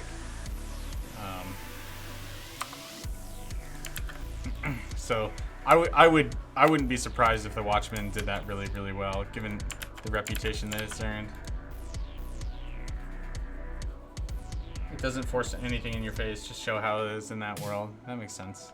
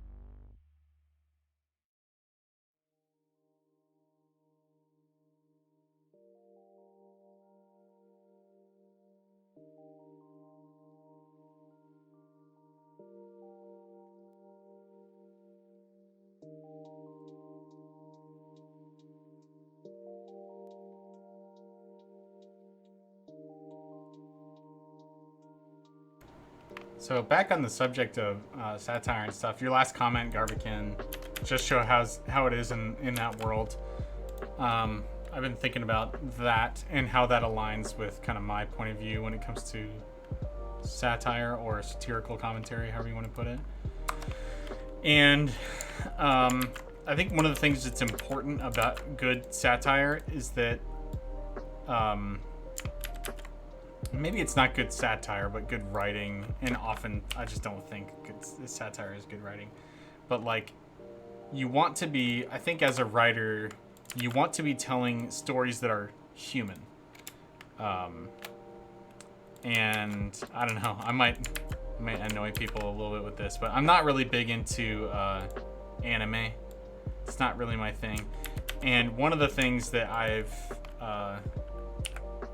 that I don't like about it, or some of the ones that I've seen anyway, and of course I've seen like a lot of it. I went to art school after high school, went to an art institute, and so a ton of the people I went there with were like really into anime, and they were always desperately trying to show me the latest thing that they loved. And the thing that I consistently didn't like about a lot of the animes of that era anyway was that they took their world so seriously, and they would have these grandiose speeches where they would talk about, you know, whatever the importance of what they were doing, or whether it be some revolution that they're leading, or you know, making peace with this, with some wood spirit, or the spirit of a certain planet or something like that. And it would be sold like it was really meaningful and impactful, but it wasn't anything that you could apply to the real world. Like, it wasn't really a human story. It was just like, the plot requires that we, you know, do X, Y, or Z in order to satisfy what the problem the plot created. And so there's not really a takeaway. There's nothing like that I could, you know, that makes me think about my own life, or compare it to things, how things work in the real world. It's all just very sort of self-referential in terms of how serious it takes itself. And I think maybe there's a chance that if I watch some of those again today, I'd be able to draw some sort of relationship to something in reality that I could, like that maybe it's like an allegory for something. But most of the time I felt like, you know, you have some rivalry between, you know, a super powerful characters that turns out they're brothers or something like that, and then, you know, they have to decide if they're going to make peace between each other and whatnot. And at the end of the day, it's just like such a specific kind of story that there's just almost nothing to pull out of it that's, you know, that enriches me as a person, let's say. Let's put it that way. I like when I watch entertainment to get something out of it. Like, I like it to challenge me in some way. You know, if it's going to take itself really seriously. If it's not going to take itself seriously, if it's all just played for laughs and goofs and gaffs and fun, then, like, whatever, man. You do whatever you want. But when you try to make me cry when your character dies or something like that, it's just like, you better be telling something that I can relate to as a human being, rather than, you know, as somebody who's very invested in this story. I don't know if that makes any sense.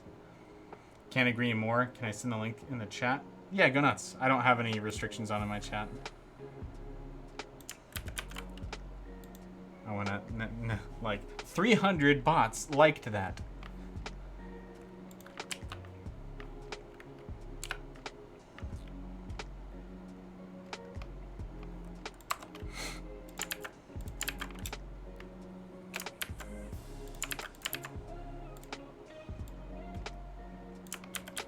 And that's just like, as much as I complained about the anime art style and things I didn't like about it, like, I felt as an animator when I was in animation school, I just felt it was kind of cheap.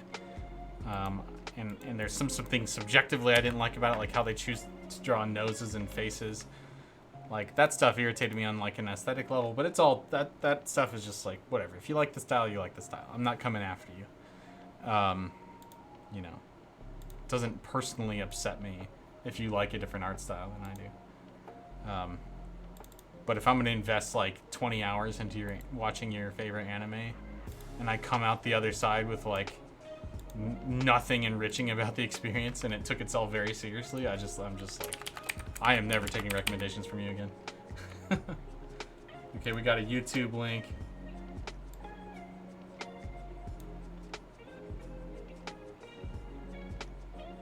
Ooh, Alan Moore, creating authentic character. I am going to definitely put that on my watch list. I'm certain I will very much enjoy this video. Thank you, Gar. And if it turns out well, I will pass it along to my personal friends, and we will have done great deeds today. Save to watch later. I do watch later so much My life on YouTube has gotten way better since I've done Watch Later. The only downside to Watch Later is that, you know, if I've had a good day of going and marking tons of stuff for Watch Later, maybe I'll have like 30 or 50 videos queued up. And somebody will be like, hey, did you see that video that I sent you yesterday? And I'll just be like, no. And I don't intend on watching it for probably another, I don't know, 10 hours of viewing time. Which might, you know, I might chew through that in even just a single workday. But I do get through a ton of videos, and I don't have to distract myself from working to go change videos, which is sort of like the number one distraction for me when I'm watching videos while I'm working is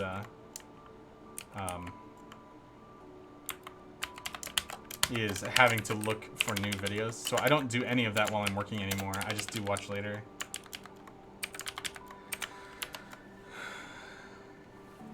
Something you would like. Yeah, I appreciate that. Let's load up tutorial 8 real quick and steal its color properties.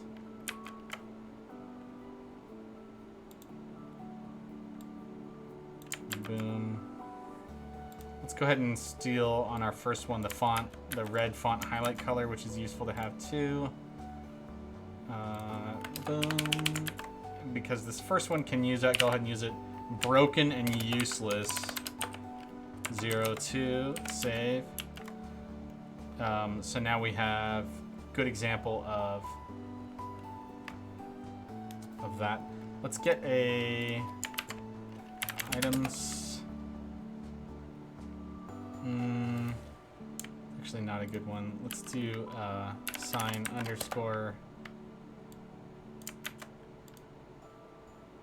And then we're gonna have like a picture of scrap or something here. I'm just trying to get some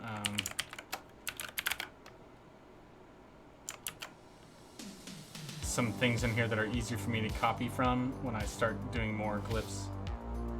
Did you watch Unsolved No More? I did actually. I watched one episode of the what's his name, Ted Bundy series that you referred to me. And I gotta be honest with you, it was a little bit dry for me. Like on one hand, I really appreciated how authentic he was. Like he did a good job of, like, when I was watching, I could tell that the guy just knew like it was all in his head. Like he knew everything about this case, and he was trying to talk about it like, you know, like if you were hanging out at his house drinking a beer and he wanted to tell you about this cool story he knows. That's what it felt like. Or it's just like a friend explaining to me a story. But it wasn't really dramatized in any way. It was just sort of like, you know, like, I don't want to put it too negatively, but like kind of like listing off the facts or the details without much embellishment. And it just got a little tedious. Like it didn't keep me entertained. That's what you love about it. Well, that's great. I can totally understand that. And for a lot of things, I really do like a straight factual take. Like, I don't want your opinion. I want you to tell me the truth. I want facts. And just when I'm one of the reasons why I listen to that chapter and Mr. Ballin and other true crime stuff is because I like the narrative element of it. It's not so much a historical recounting as it is a story that I'm hearing, and the fact that it's a true story makes it more compelling. So, anyway, unless I run out of other true crime content, I'm not likely to go back to Unsolved No More. But if I wanted to learn the details of any case, like let's say I listened to something on Mr. Ballin that Unsolved No More also covered, I would probably go and listen to it on Unsolved No More because I know I'd get more truth out of him, which is totally high value.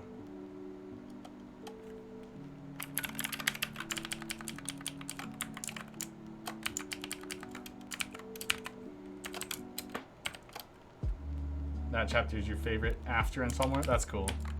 Yeah.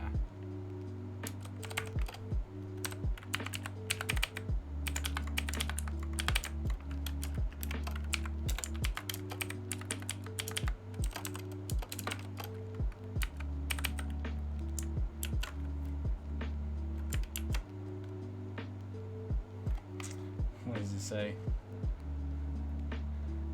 in the old next video. I'm trying to think of some of his catchphrases. Mike from that chapter.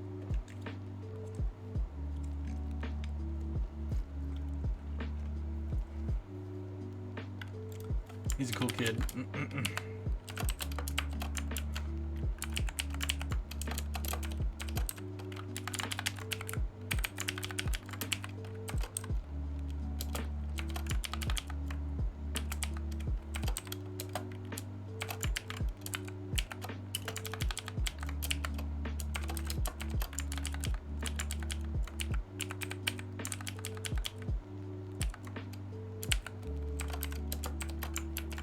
This is a very long sign, but I don't think it's too long. We had one that was this long in alchemy, and it was fine. 1, 2, 3, 4, 5, 6, 7, 8, 9.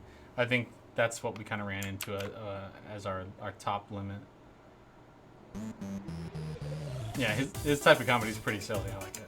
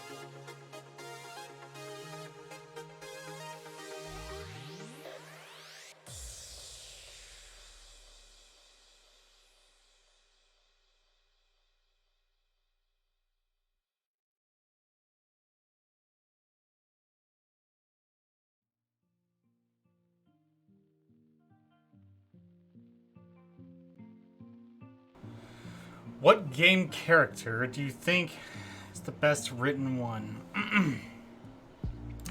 That's a cool question. I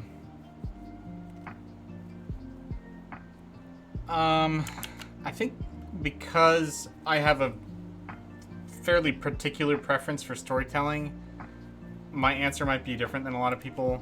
For me, I really like game stories that really focus on the player and the player's choices. And so games with a really linear character story are, less interesting to me than the ones that respond to what the player does in a really organic and believable fashion. And so,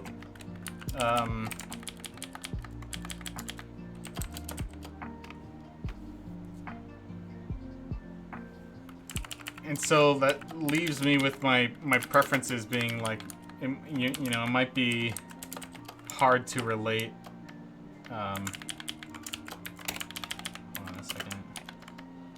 Machines and traps can take a beating from combat. If not broken, they may be used again and repaired.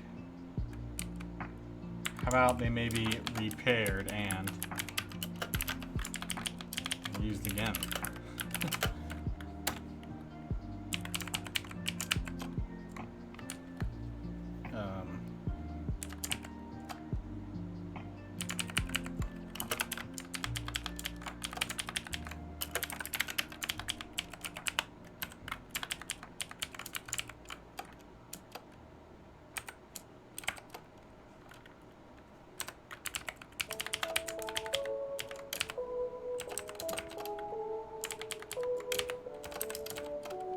This is 1, 2, 3, 4, 5, 6, 7, 8, 9, 10. This might be too long. I can get rid of this line here. Arthur Morgan or Ezio. I haven't beaten Red Dead Redemption 2 yet. I really do like Arthur Morgan. I also really liked why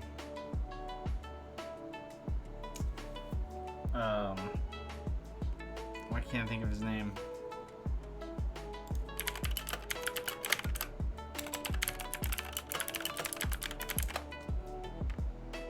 John Marston. I was gonna look it up, but I thought of it before I had to. I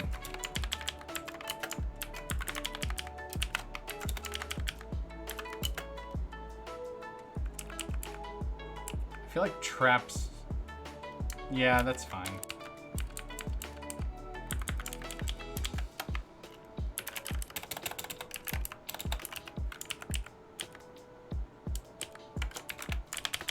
Broken junk may have value to a tinkerer.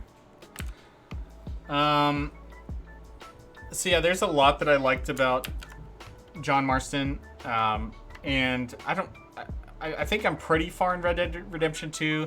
It's the kind of game that, like, when I get into it, I'll play it for several hours at a time, and I really enjoy myself. But because I know once I'm in that game, it's going to cost me several hours, I tend not to open it up. So that's why I haven't beaten it yet, which is silly. Like, the game's, 3 years old now? Maybe almost 4. But definitely think it's a great game.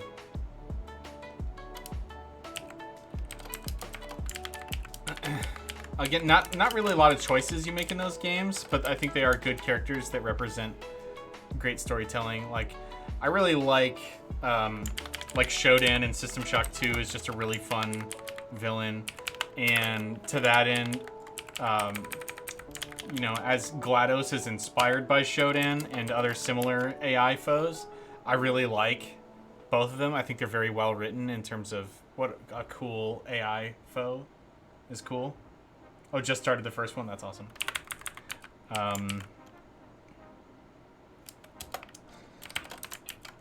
So yeah, if I'm gonna go with like a linear character, a linear style game character, like Shodan and GLaDOS would be pretty high up on my list. I like Vivek from Morrowind. I think that the way that he's just sort of, when you find Vivek in Morrowind and he tells you and exposes to you like his history and what he's responsible for and what he's done right and what he's done wrong, and then just welcomes you to judge him as you would, acknowledging that, you know, he'd have to defend himself if he decided to try to kill him. But at the end of the day, like, whether or not you believe you're the prophetic chosen one or not, like, that doesn't change what Vivek did. And, you know, if somebody wants to hold him to account, he would understand. Like, I just think that was really, in general, I think Morrowind is a really well-written game because it acknowledges two really cool things.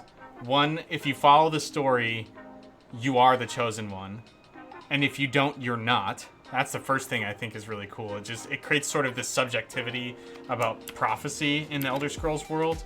And to me, that says something about, like, fate in real life, about, like, you know, the things you choose not to do are the things you're fated to never do. Like, and I kind of like the perspective on prophecy or destiny that Morrowind explores. And then,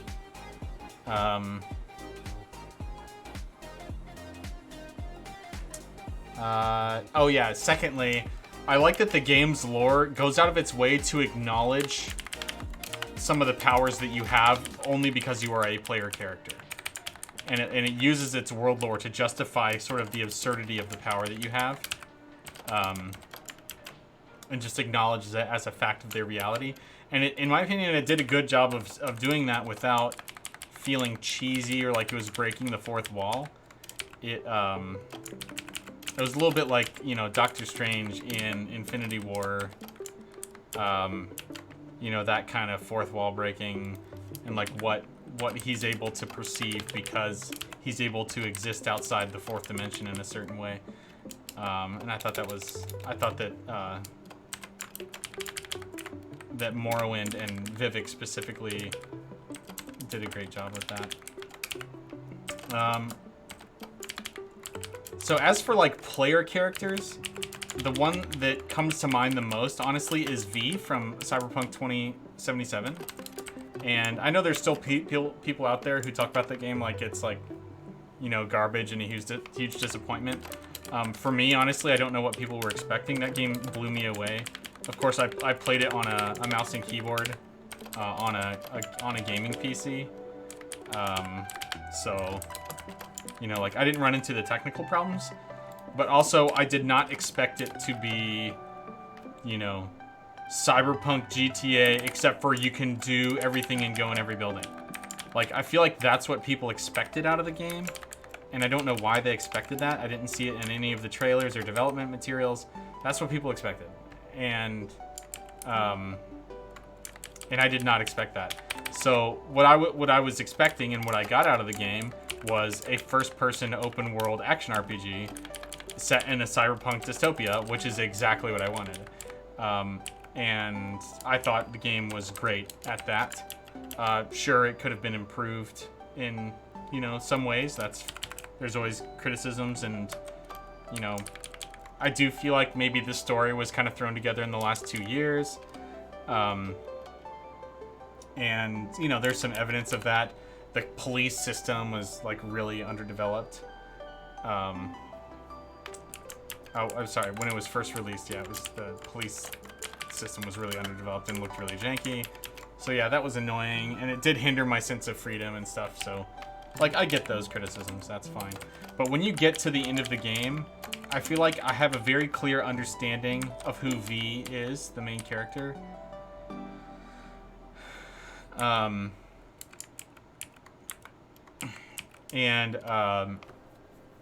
You know, when you create your character and you select your origin story, and you pick how you look, and throughout the whole game, you're kind of picking what your skills are and what you look like. Like, you definitely think about V as your character. But as you explore V's story, it becomes clearer and clearer that this is a very specific story for V. And there are certain lessons that V has to learn in all of the endings and options that you have that you go through. And I think all of them are very human and very meaningful, including the elements of Johnny's story that overlap with V's. especially in the endings. So because you can choose multiple paths as V, and V does a really great job of justifying his opinions about the actions that you choose as a player, it just felt so organic and authentic to me. The first ending that I chose was very disappointing, but after I finished, after I went back and replayed the multiple other endings, I grew to appreciate all of them as like sort of as a whole unit, like the sort of statement about what the game was saying about sort of like, I don't want to say the afterlife, but like, you know, what does life after death mean, or what does it mean when somebody dies and life goes on without them? It's just it's probably the most authentic story I've experienced in any medium that explored that topic, and it really like hit me hard. Like, I think it was extremely well written, and Cyberpunk 2077 does not get enough credit for the level of storytelling they were able to express, and their it being in a cyberpunk setting, I think really helped it tell that kind of story. Like, it would have been harder to tell that very human story in another setting, because the tools of the cyberpunk setting gives to a writer of cyberpunk fiction to make a statement about what it means to be human, and what it means to be mortal, and what it means to love somebody, and what it means to love somebody who dies, and just like all those very heavy, very important human topics, I thought were very well addressed by Cyberpunk 2077. So if I'm being totally frank with you, the first name that came to my mind when you asked the question, Garv, was V. Like, V was probably the best written game character I've ever played, because he's the foil for that whole sort of human experience that really meant something to me.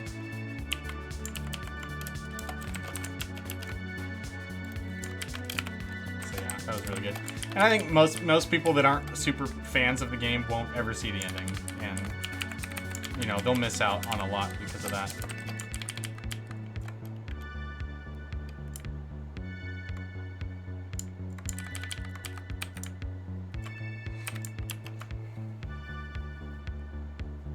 So that's kind of a shame.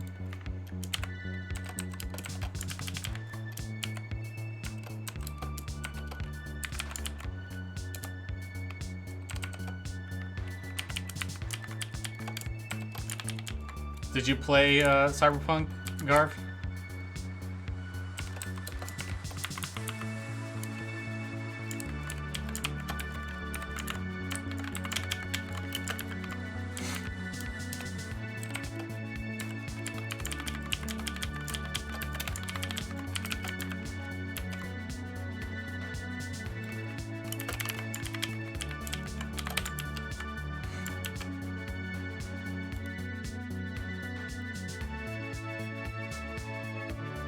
No, your PC is too old? Fair enough.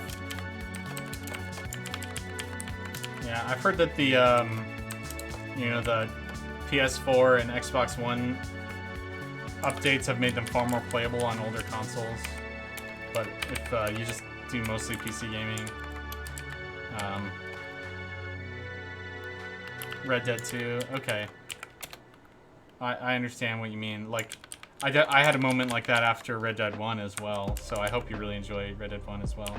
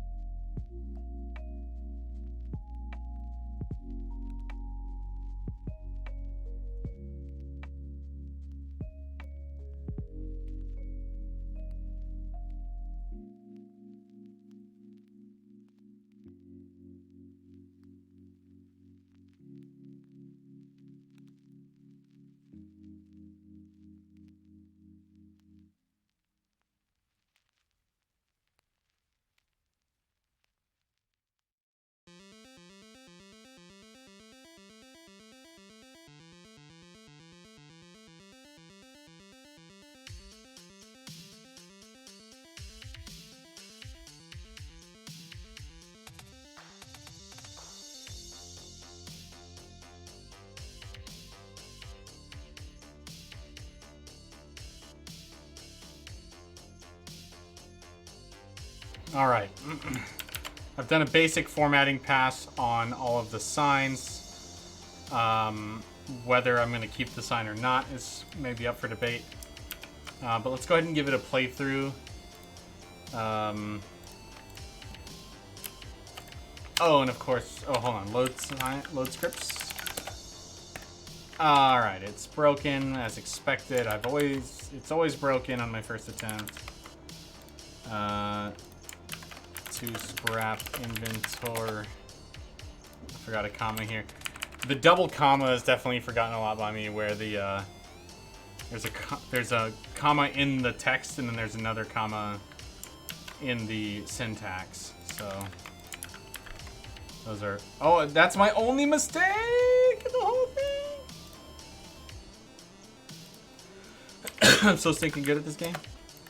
Okay.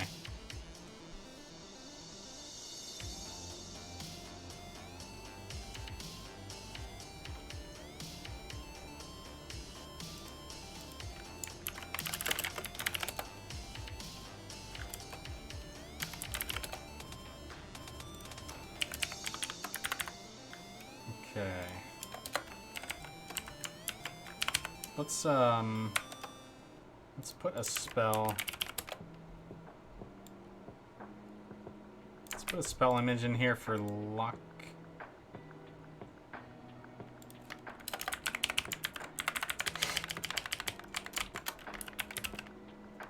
I think it's locking actually. Let's test that theory. Haha, first try. Perfect.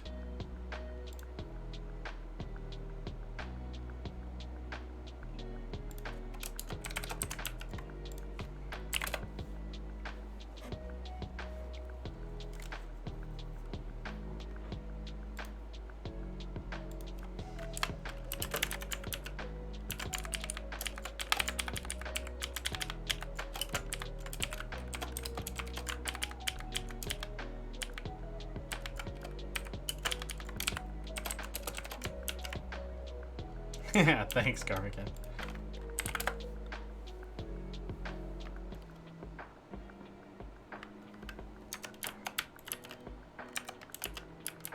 Just a room with a table and a sign. Just a room with a table and a sign. There's no sign here for the lockpick. You kind of don't need one. I mean, I could put a sign here to be like, to use a lockpick, equip it in your weapon hand and attack a door with it. But by this point, this is trial 9, so this is an advanced trial. We expect the player knows how to put things in their hand and use it. I think I'm comfortable leaving this trial a little bit on the harder side. Most tinkered machines and traps are equipped with like weapons. Use something to deploy them in front of you. Okay, so let's do to deploy. We're gonna find that. Do we have a glyph? Okay, we want this glyph snippet here. And we're gonna add that.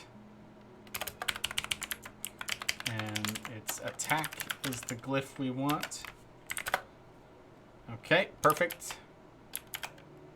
Yeah.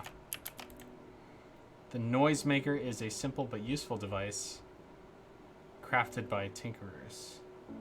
Let's do a comma.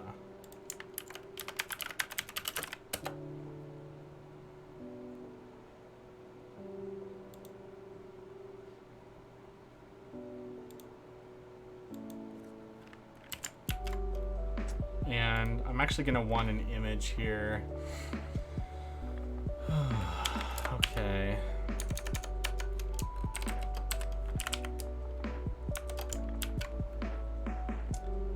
You know, I told myself I probably wouldn't be doing a ton of images because I am trying to leave pretty soon here, but now I'm in the thick of it, man. I just want to finish this tutorial. I'm hungry for it. Okay, so let's just get an image in here. We'll do a few signs. Barony, items, images, noisemaker.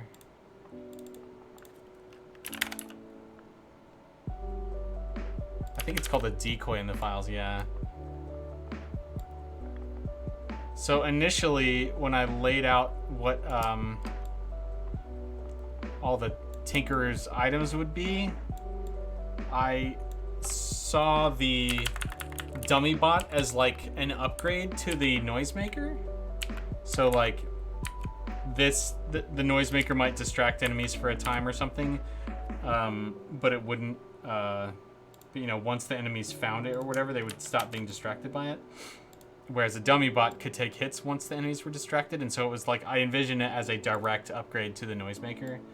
But the way that Wall Justice implemented them, they're completely unique from each other in terms of what the player uses them for, and so they're both cool and valid. And I like that. I like that they're totally unique and valid on their own. We're gonna go to tutorial 9 and call this sign noisemaker save.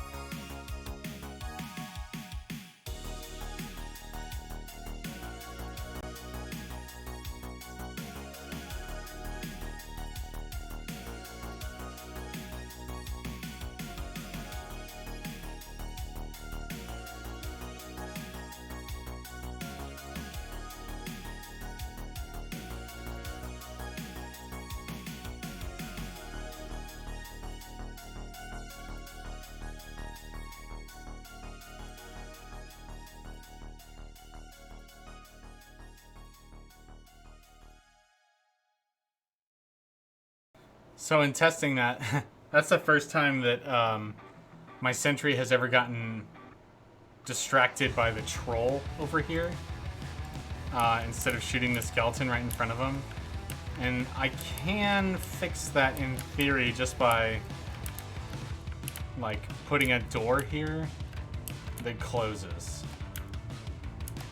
Yeah, he's still distracted as hell by that troll. So I think I will put a door there. It's just like, it's just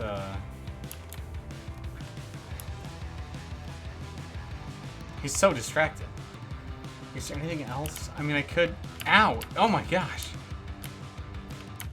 The only time he shot was when I walked in front of him. What a dirtbag.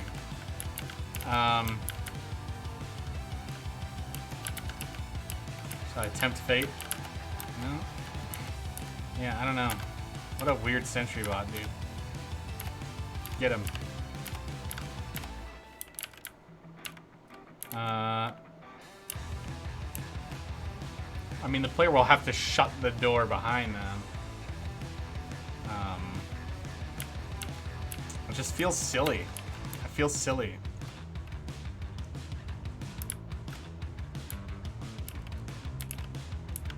And the light here is there so you can see the troll when you're on the other side. I can't get rid of the light. It's just never been a problem. It's kind of comedic. Let's, you know, probably the simplest way to do this is just move this here.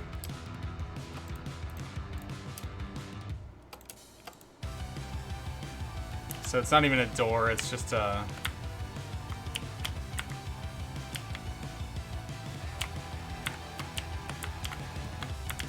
It's just a smaller, a narrower hallway you have to move through. That's alright. There's nothing wrong with that. And it actually makes the room more symmetrical. Well, maybe not more symmetrical. But it's not, yeah, it's not more symmetrical, I was wrong, but whatever. It's a fix.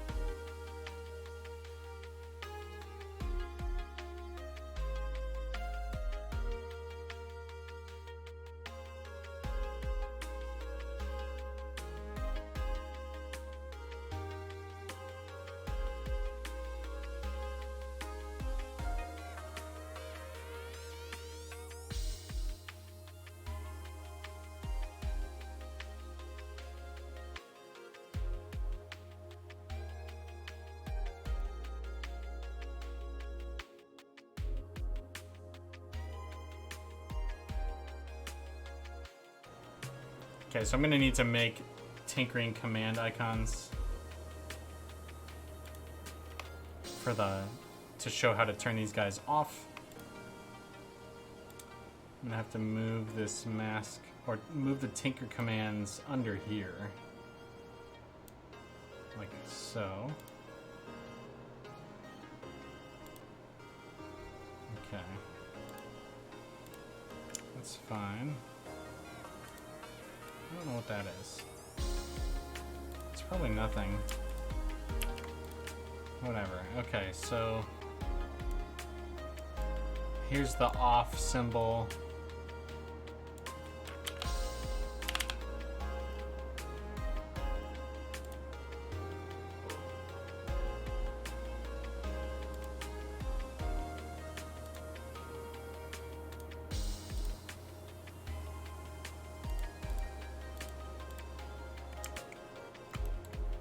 Perfect.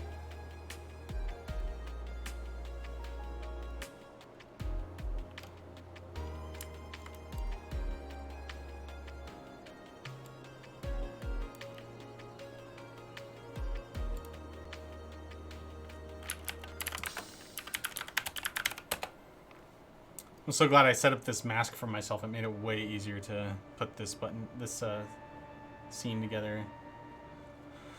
Photoshop wizardry to create masks.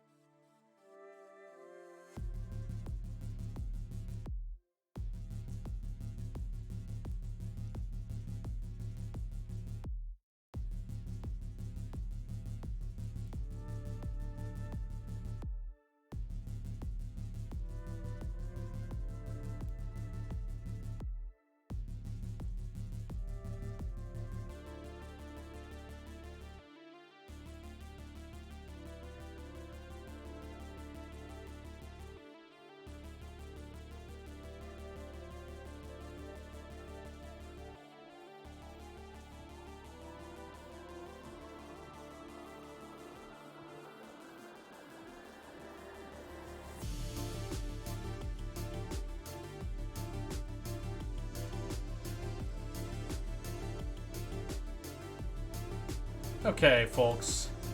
I made a few signs. We've made quite a bit of progress so far. We've got all the signs at least organized with some basic text layout. We've got a few images done, like this sign here. And I can't get back in there. But like this sign here, and this sign here, and this sign over here. So we've got a few images in place. No highlights yet. But we got a good amount of work done in the limited time that we had today. So I'm going to thank you for tuning in. I appreciate your time and attention. And maybe by Monday when I stream again, when I'm likely to stream again, I'll have more. Well, I should have all the trials done with highlights and images. And hopefully I'll have a good chunk of all of the videos done as well. So that's the progress I intend to make. I hope you all have a great weekend. And you know what? You know what I heard? I heard you should. Yeah, no problem, Garth. I heard you should be good to I heard you should be good to others. And while you're at it, might as well be good to yourself. Love you. Thanks again for tuning in. Cheers.